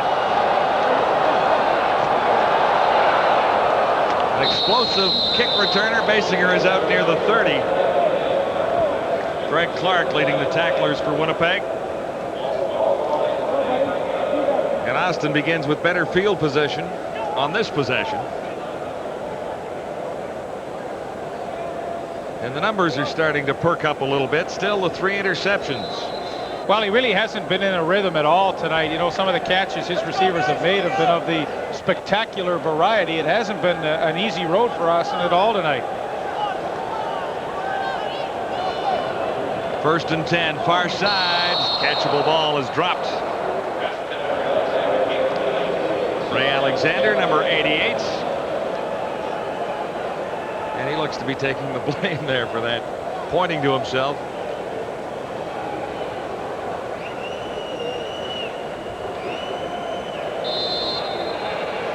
Well, he'll let you know how he feels about something, and I mean, no question, he felt his guy should have made the catch, and it hurts when you're struggling yourself as a quarterback to see that happen. 2nd and 10, Lions at the 29. Quickly over the middle, this one is caught. Alexander coming the other way, but he looks to be a little short of the first down. Hang on, that's Yo Murphy making the catch, number 89.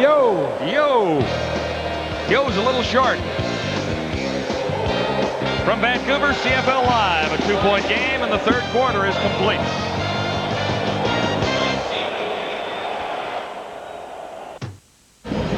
Ready for the 4th quarter at the stadium at BC Place. The Lions down 15-0. At one point, a battle back to take the lead on the Winnipeg Blue Bombers with a quarter to go.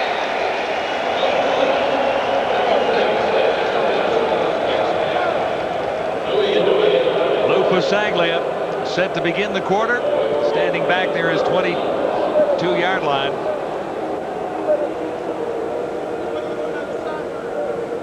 And ready to return, Ken Burris.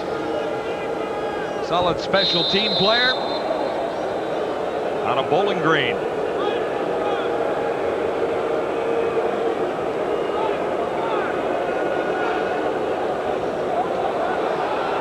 Big charge is on. Pasaglia gets it away. And he gets a bounce out of this. Trickling out near the 12. Great position punter, Lou Pasaglia. I guess he should be. He's had 18 years of experience. 61 for Louis. Numbers changing all the time. The Bombers 306 net compared to 216 for the Lions. Turnovers now even at 4. Well, when you consider the Lions only had 74-odd yards at halftime, you could see how well they improved in that 3rd quarter, and one of the main reasons why they have taken the lead 21-19. Now Dunnigan starts in the shadow. From the 11, quick out far side. Jackson made the catch. That's Alfred Jackson, number 5. Well, they've tried that a couple of times on Les Brown, and I mean, he has seen it so many times throughout his 11-year career that he just sniffs it out immediately, comes up, and Jackson really has no time to make any kind of moves with the football.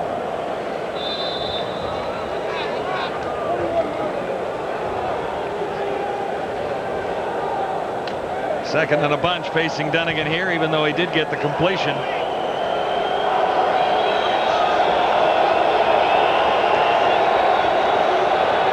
Here's the heat, and Dunnigan is down. Angelo Snipes in to get to Dunnigan, and the celebration is on. CFL veterans playing in that BC Lion group tonight on defense. Well, they made a good trade to get him, and there you see his numbers over the course of the last 2 seasons. And when they lost O.J. Brigance to Baltimore at free agency, they had to fill a void, and they were able to do so through the trade. And a good move to go right over top of Dave McNeil there, and Matt Dunnigan pays the price with the sack. So Cameron is in the end zone punting out now. The Lions should come out of this with field position. Basinger at the 40. Actually knocked over by one of his own men. Not much of a return after a 35-yard punt. Lions first down when we return. It's a 2-point game, and this is the CFL Live on TSN. Nothing can ruin a perfect...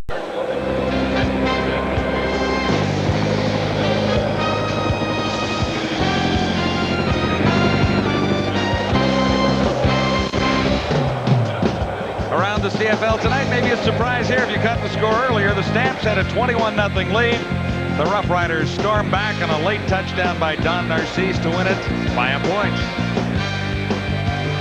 And I don't know, Leif, are you surprised at this one? The Posse in Vegas, 25-12 over the Gold Miners. Well, if you base your assumptions on preseason, Las Vegas looked pretty good, although I've never held a lot in preseason games. But Sacramento, who I picked to really challenge in the Western Conference this year, off to a bit of a sluggish start, although it is only the 4th quarter.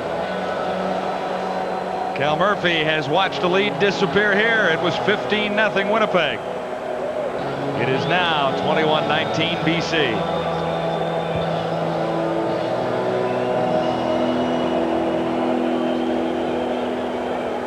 Maybe a little frustration happening out there. There was a little bit of a battle in the first half with Chris Walby in the middle of things. I'll tell you, 29 Enos Jackson, he will not back down from anybody.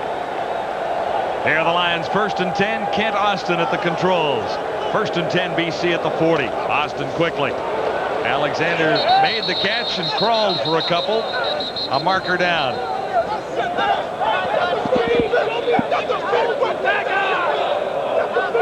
No one's very happy down there, Leaf. Well, I think they're going to call a pick on Trevathan. Alexander tried to come underneath him, and Trevathan created the contact.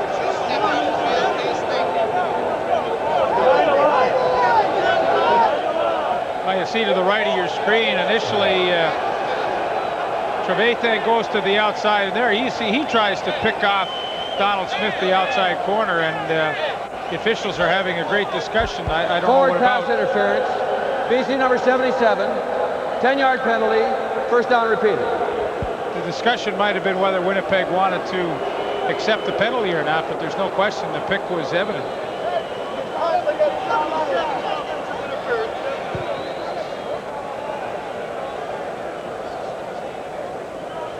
Back to the 50-yard line. 1st and 20 facing the Lions.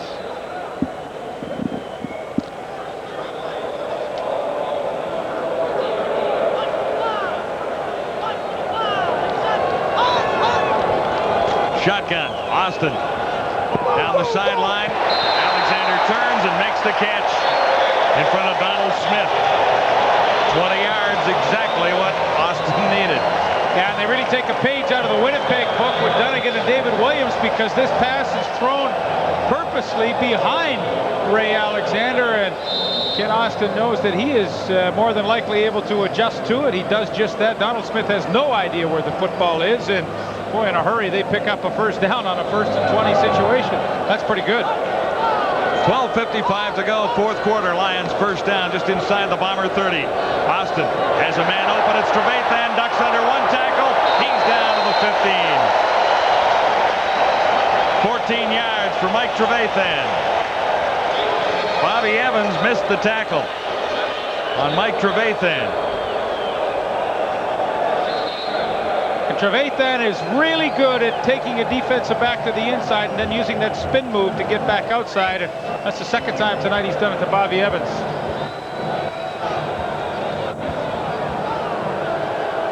Another Lion first down, this time at the 15. That one is tipped.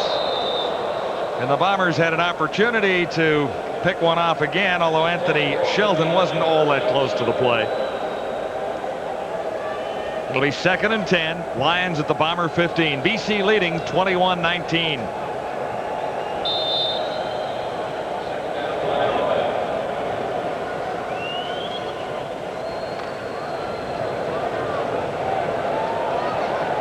Fernandez to the near side.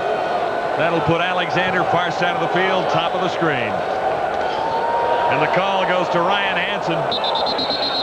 Loose ball picked up by Winnipeg, and the Bombers have it back.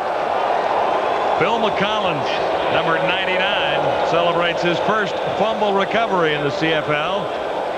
And the Lion drive stops near the 15. Bomber ball when we return. 2-point game with BC in the lead. Place. A week tonight, we're in Ottawa to catch the Lions and the Rough Riders. 4:30 Pacific time as we bring it back to British Columbia. And the Lions have just turned it over for the 5th time. Yeah, just a bad exchange between Kent Austin and Ryan Hansen. It's a quick hitting trap play, and Kent Austin just did not get the ball in quickly enough to Ryan Hansen. And boy, it's worth repeating. He just does not look comfortable with his new group of people yet. And maybe it was the absence of time in training camp that's causing this right now. Well, now Murphy sends out Dunnigan, and it's up to the BC defense to try and stop Dunnigan here with 9 rookies in the BC defense. At times they have come up with the big plays and look solid, but they're against Dunnigan, who wants to get a march going here. Flags are down. The pass intended for Gerald Wilcox. Enos Jackson was covering, and he spun Wilcox around. That drew the flag. Dunnigan got nailed after the pass.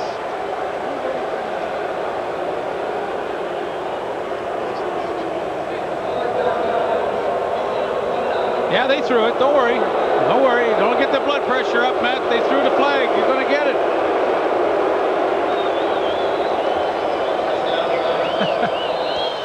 Now, there's no question Enos Jackson had the right hand on top of Wilcox when he tried to make the play. 27th penalty of the game. Dunnigan tries to escape. One hop that one to David Williams. Well, it was really the coverage of Charlie Gordon that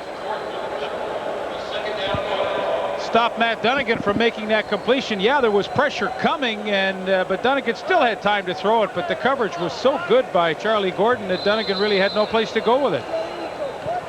Well, you have to be impressed. Here was a guy that in the final preseason game when he was with Ottawa got absolutely murdered, but he has really bounced back to have himself a heck of a game tonight.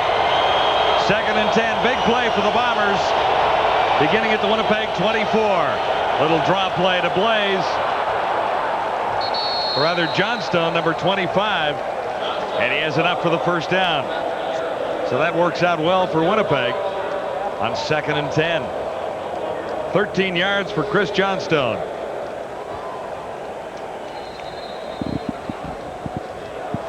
Well, a pretty good call on 2nd and 10 for Dunnigan to try and slow down the pass rush of the BC Lions. The draw, Johnstone breaks one tackle and picks up a pretty crucial first down. Out the 36 on first down. Dunnigan has time, looks to Williams near side. Snuck away from Gordon that time to make the catch. Enos Jackson came over to help out with the tackle. Another Blue Bomber first down. To catch the BC Lions, you see in a soft zone defense where Charlie Gordon's just worrying about that deep outside, and David Williams just drifts around until Dunnigan finally sees him, and that is about a 40-yard throw to pick up 11 yards. Dunnigan has the Bombers on the move.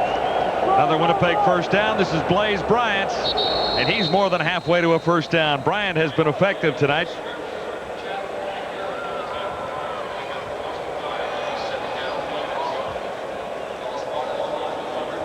9:34 to go, fourth quarter. Lions hanging on to a 21-19 lead. And usually whatever running back it is playing for the Winnipeg Blue Bombers, you always have a pretty good chance at a 1,000-yard season behind that very effective offensive line.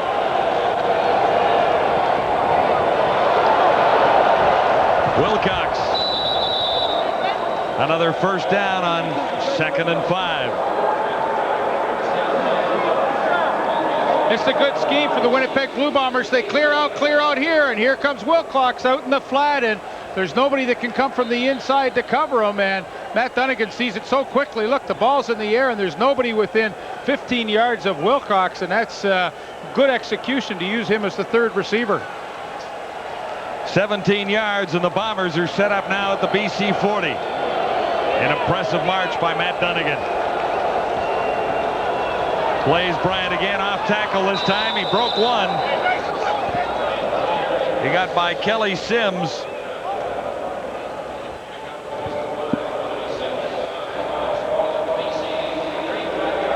Five-yard gain for Blaze Bryant.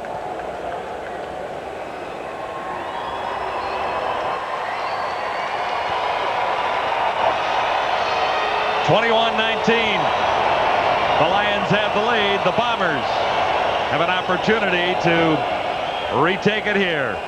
Bryant on 2nd and 5. He stumbled and was pinned, but they're definitely within range of a field goal. If in fact Bryant has come up short. Well, you really see the Winnipeg offensive line getting a good push on that defensive front of the BC Lions here in the fourth quarter, and Blaze Bryant has had some pretty decent running room, and had he not stumbled, would have easily picked up the first down. But when you get that huge offensive line of Winnipeg, and slowly they may be wearing down that BC front just a touch.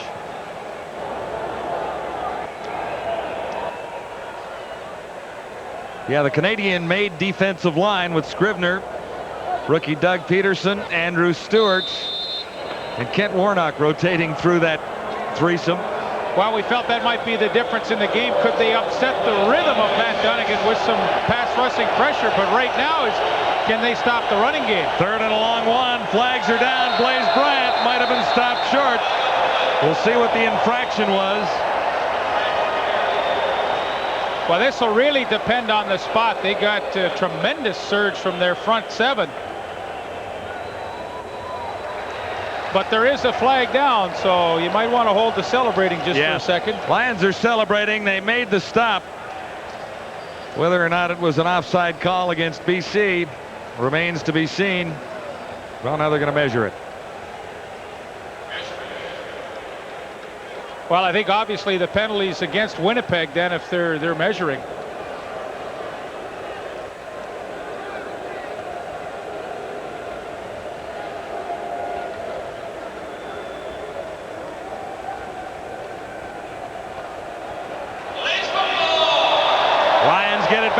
Twice on 3rd down gambles that the Bombers have failed. Well, they can thank some pretty serious penetration from Kent Warnock and Andrew Stewart to cause that turnover. 7:44 to go. Dave Ritchie dodges another Blue Bomber bullet. The Lions hang on to the lead on CFL Live from Vancouver.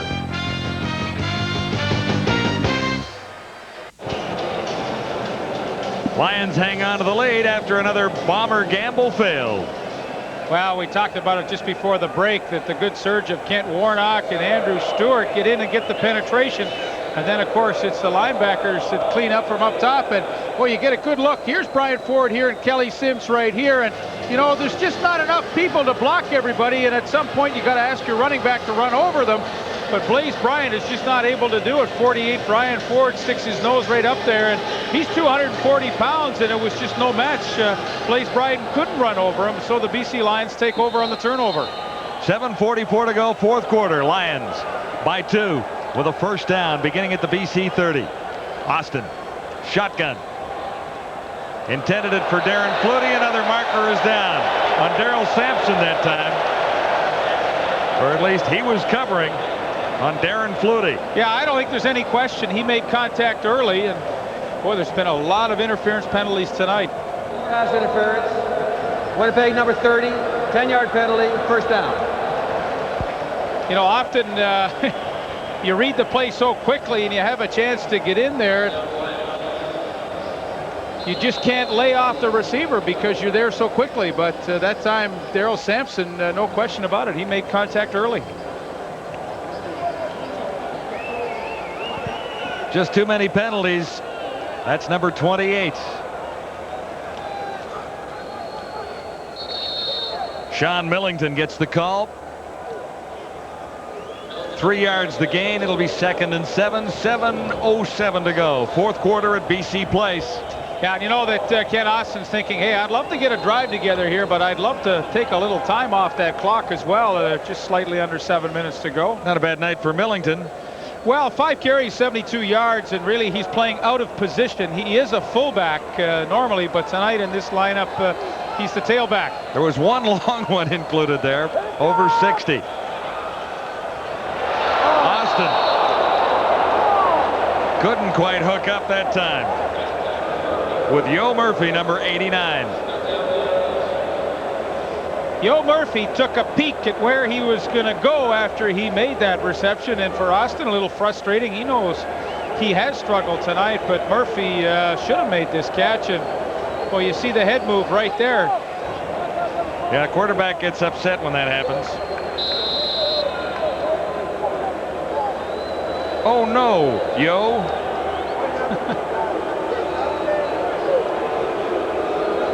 So the Bombers get it back in a hurry with lots of time for Matt Dunnigan, only trailing by 2. Another marker down. That is flag number 29. Alan Boyko starting back for Winnipeg, gets a little room to the outside. Nice downfield tackle by Ryan Hansen. An 11-yard return.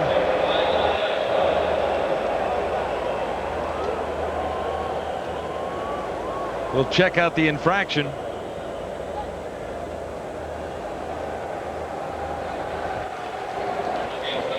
It's against Winnipeg.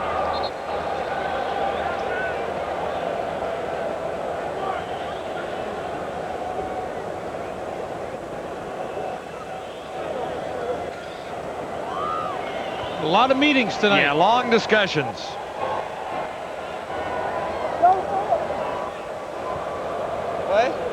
Still 6:15 to go, fourth quarter. A long way from this being over tonight.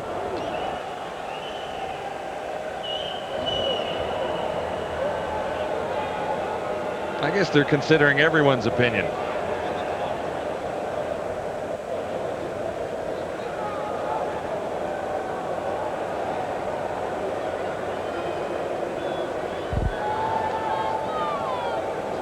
Offside. Winnipeg 77. Penalties decline.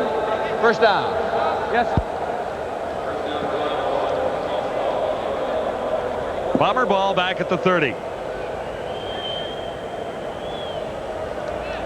Took a long time to decide that. Cal Murphy with a 15-0 lead has watched that slip away. He's down by 2. But Dunnigan has the football. First down, Winnipeg. Blaze Bryant. He's to the 35. Good block by Chris Walby. 4 yards the gain. 2nd and 6. Chris Walby coming around the corner at 325, and who takes him on but 91 Angelo Snipes, and he ends up making the tackle. I mean, you know, you've got Johnstone and Walby coming right at you. You take them both on and make the play. I mean, he's known as a sacker, but you don't play the run any better than that. 18 carries, 91 yards for Bryant on second down. Dunnigan goes for it all. And oh! He couldn't hang on. Wilcox couldn't hang on. It bounced to Enos Jackson.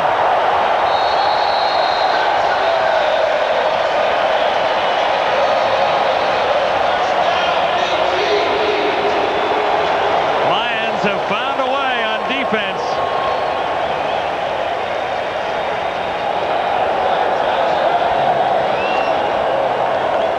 You know, I've talked a lot tonight about the inside halfbacks, Kelly Simpson Jackson. Watch the left hand right there of Kelly Sims. He's beaten, but he's able to get it in there and distract Wilcox just enough that the ball is tipped.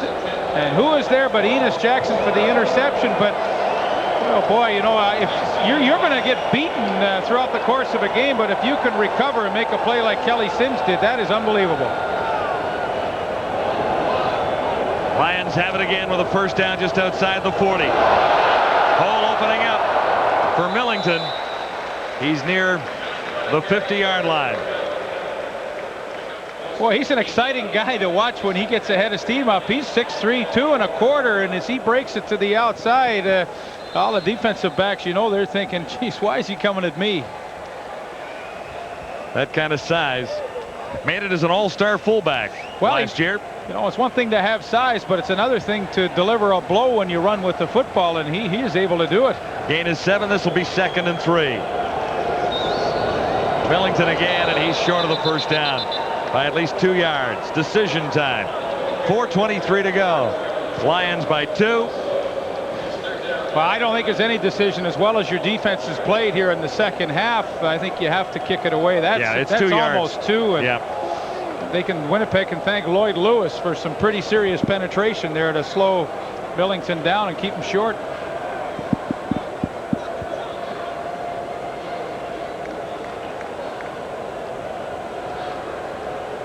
Lou Pasaglia is in. Just a steady 42.3 with a 61-yarder on his scorecard tonight.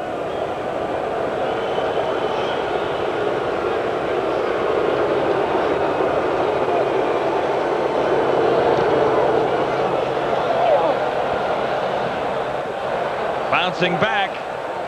Burris charges it, draws another marker. 32-yard punt that time. Bombers decent field position as they take over here. 3:49 to go, and that's lots of time for Matt Dunnigan.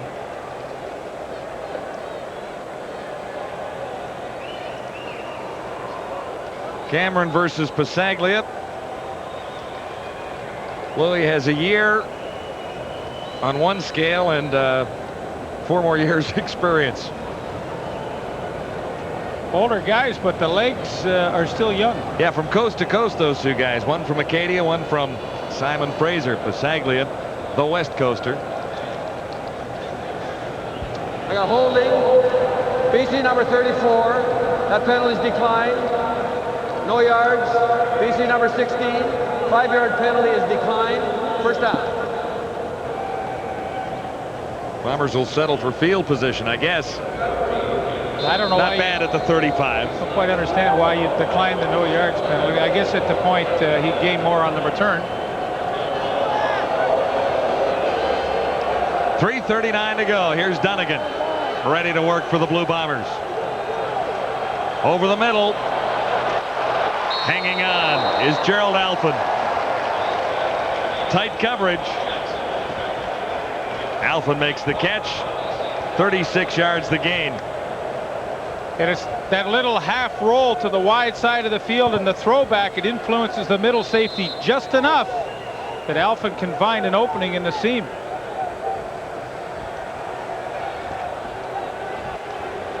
Williams to the near side. Alfred Jackson far side of the field. Bombers 1st and 10. BC 40.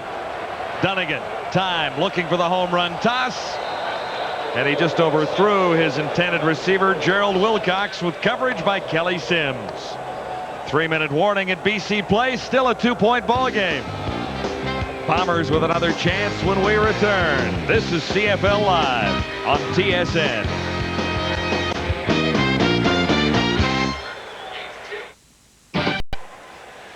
Next Friday nights, we follow the Lions to Ottawa for a date with Adam Rita's Ottawa Rough Riders, unbeaten so far in '94. Lions trying to go 1-0 themselves and take that record in. Currently they hold a 2-point lead, but Matt Dunnigan has the ball on 2nd and 10. Well, he's in a pretty good position here. You know, you've got 2nd and 10 from the BC 40-yard line, 2:55 to go. They really kind of control their own destiny from here on in.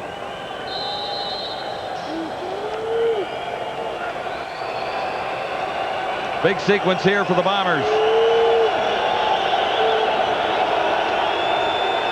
Dunnigan pumps once, wide open. Can't hang on. Gerald Alphin Pump fake by Dunnigan, had him wide open, and just off the fingertips.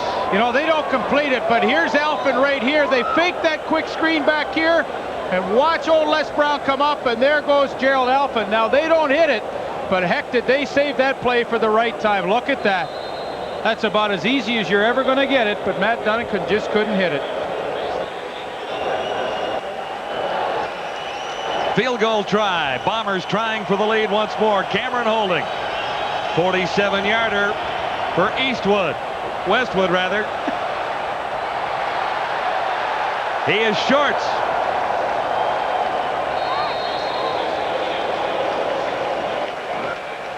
It hasn't been a good night for this guy. That's funny. He just seems like he hasn't had the full leg into a lot of these kicks tonight. Kind of indicative of the whole game. A 1-point game, 2:31 to go, and the Lions get the ball back. Yeah, and of course they'll get it back out at the 40-yard line where the field goal was missed from. Now, of course, for Dave Ritchie and his group, they would like to just wind this clock down, and a 1-point victory they would be very pleased with, I'm sure.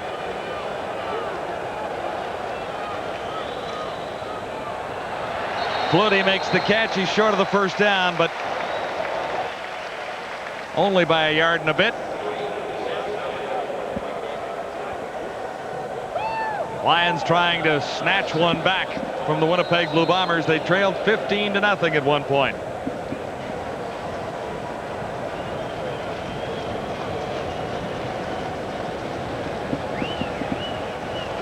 Second down. 2nd and 1.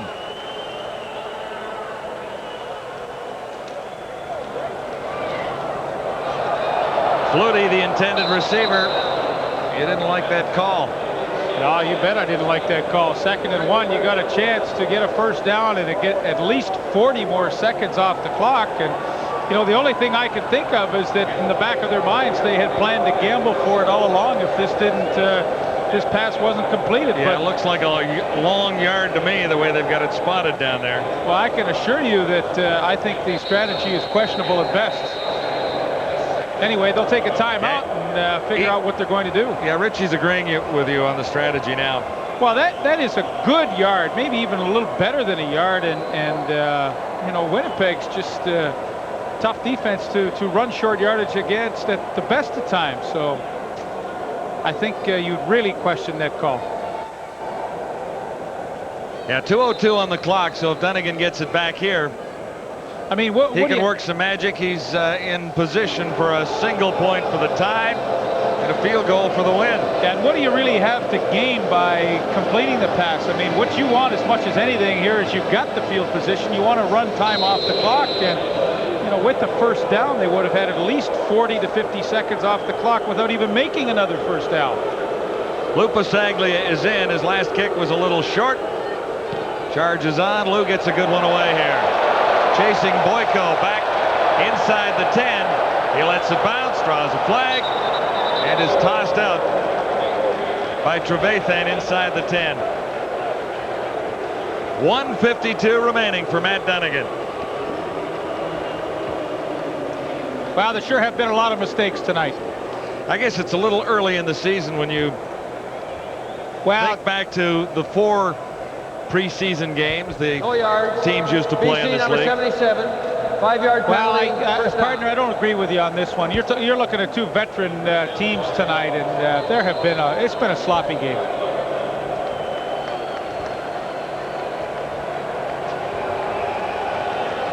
Dunnigan good on half for 287. He has the ball and looks deep for Wilcox. Picked off.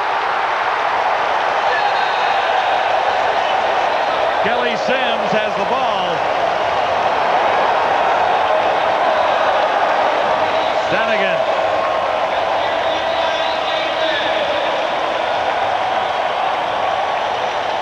.142 to go. The Lions get another chance here. Well, Kelly Sims, who's had a great night, is in perfect position to make this play. Look, and he's right on the inside hip. It has to be a perfect throw. It's just slightly underthrown, and he's there to locate it. and make the biggest defensive play of the night, and they have made a lot of them. Pressure really not a factor on that one. Kelly Sims just with a heck of an interception. 1:41 to go. Hansen carried. He gets maybe a yard. Lions have a 1-point lead, and they're trying to protect it. Well, there's still a minute and 30-odd seconds to go in this ball game. So what Austin's going to do is try and take that maximum 20 seconds off the clock here, and this one is long from over, I guarantee you. -2. This is 2nd and 12. Austin has Fernandez, and he should have the first down. He does. A minute 12. Clutch catch. Mervyn Fernandez. John, there's no question that's a clutch catch, but Austin, who has been rusty tonight, this is the best throw he's made all night. He threw that before Fernandez came into his final break. He put it into the hole that he knew Fernandez would end up in, and that was some kind of throw. 5 catches, 74 yards for the return of Mervyn Fernandez. Early movement, no markers, and nowhere to go for Ryan Hansen. 51 seconds remaining. Lions by a point here in the 4th quarter in Sacramento. 32-26, a 6-point game. And the comeback story. Pretty good news for Rough Rider fans there. It was looking a little bleak at one point. Well, 22 points in a row. That's a bit of a shocker, no question about that. But well, the Winnipeg Blue Bombers take their timeout. And there you see it, 51 seconds, 21-20, BC Lions. Well, you look back on this game tonight, and there are a handful of huge BC Lion defensive big plays, and Charlie Gordon had a couple. Les Brown on a blocked field goal, interception by Enos Jackson, interception by Kelly Sims, a touchdown by linebacker Virgil Robertson. And for a team that was supposed to be carried by offense, the defense has certainly carried it tonight. Yeah, the Lions defense has has done the job. 51 seconds away from a win now. And Flutie looked like he slipped on the play. He was the closest receiver. Well, you know, once again, I really question it. You know, you throw it, you have the incompletion, you stop the clock, and I don't know, a running play would at least get you 7 seconds, and then you run another 20 off on the game clock. There's 27. Now the clock won't start till the snap. Some really questionable decisions by, you know, you don't know if it's Dave Ritchie, you don't know if it's Ken Austin, but oh boy, they have made a number of mistakes in the dying minutes of this game. Yeah, they're still handing a little bit of time to Dunnigan. 46 seconds on the clock. Lions by a point at 21-20. Lou Pasaglia tries to salt it away, and he does. Pasaglia hits on a long field goal.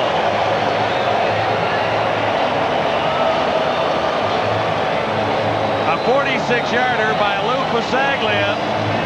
And the Bombers now need a touchdown to win.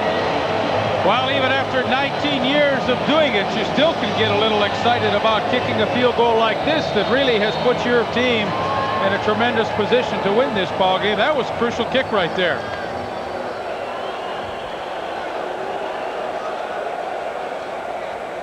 Dunnigan has it. 36 seconds as Blaze Bryant steps out far side.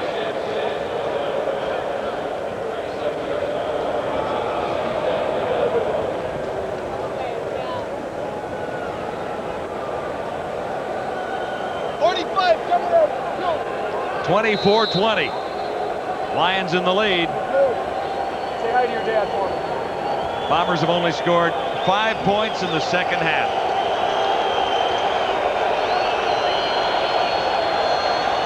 Second and 8. Dunnigan to Williams near side. Should be enough for the first down with 26 seconds to go. Charles Gordon let him make the catch for 11 yards. Yeah, there's always a fine line in these prevent defenses, which drive me crazy, you know, between how much do you want to lay back and how aggressive do you want to be. And right now, the BC Lions are giving the Winnipeg receivers all kinds of room. You know, 26 seconds is a lot of time. Yeah, for a guy like Matt Dunnigan, it certainly is. Out across the 45-47. First and 10. Dunnigan stands in. Needs a catch here. Gerald Alphin at the 40. That's pretty serious hit by number 13, Tom Europe, the middle safety.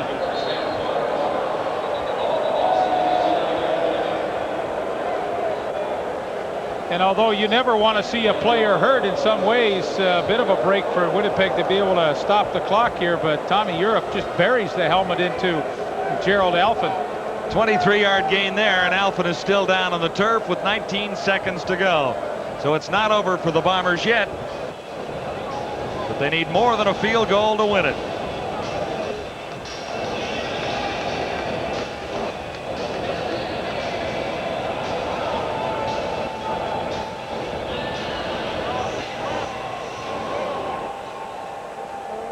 Winnipeg inside the BC 40-yard line, about the 39.5.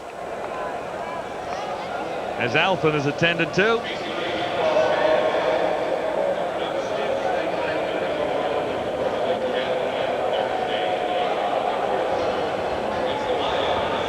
Well, I don't think there's any question that if the Bombers aren't able to come up with some heroics here late, they're going to look at this game as a game of missed opportunities. They had some chances early to put this one out of reach, but yeah, they were inside the 10-yard line and came away with 0 points. But there's still an opportunity when you've got Matt Dunnigan as your quarterback. First and 10 Bombers. BC 39-yard line. He needs the touchdown for the win.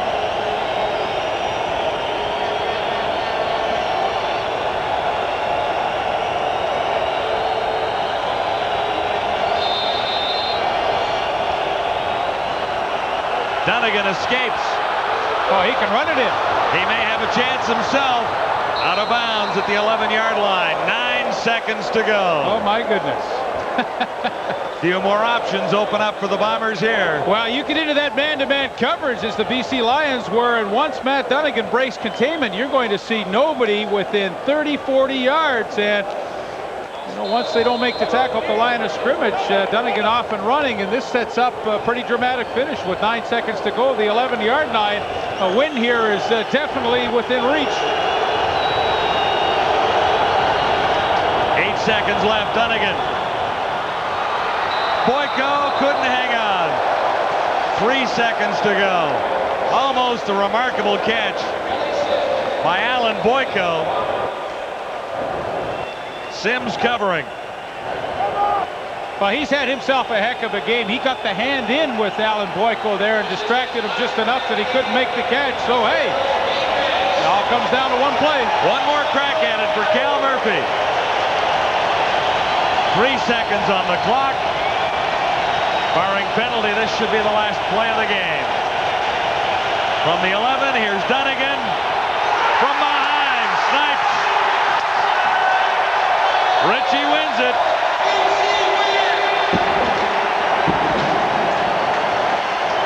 Dramatic finish. Talk about missed opportunities. There were a few for the Bombers, but the Lions almost missed their chance to win, too, after playing rather well in the second half. Well, I think Dave Ritchie should be thrilled. I think he will feel like he's kind of stole one here tonight. And for the Winnipeg Blue Bombers, again, missed opportunities cost them a victory in the opening game. But Angelo Snipes comes up with the key play late. Everything on the line, and with a big extra effort, he is able to get around Miles Correll and come in and get the pressure and the sack on Matt Dunnigan and seal a victory for the BC Lions. Second sack of the night for the veteran Angelo Snipes. And then finished off Dunnigan of the Blue Bombers. Lions come from behind to win by 4 on CFL Live from Vancouver.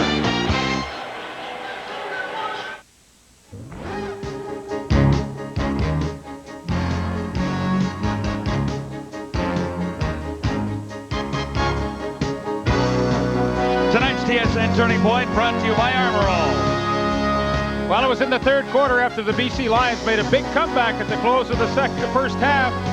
Ray Alexander hauls in this 26-yard touchdown pass from Kent Austin, a spectacular catch, and the BC Lions never looked back. A cash donation to the Canadian Coaching Association will be made on behalf of TSN and Armor All, the only protectant with Dust at X. It keeps your dash looking clean. The Lions come back and steal one from the Blue Bombers. 24-20 on CFL Live tonight.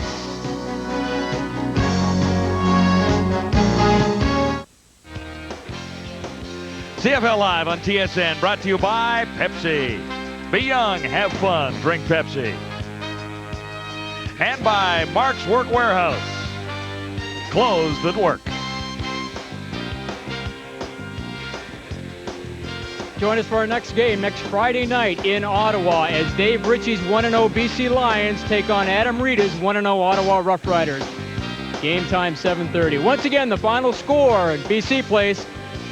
BC Lions 24, the Winnipeg Blue Bombers 20. Good night from Vancouver.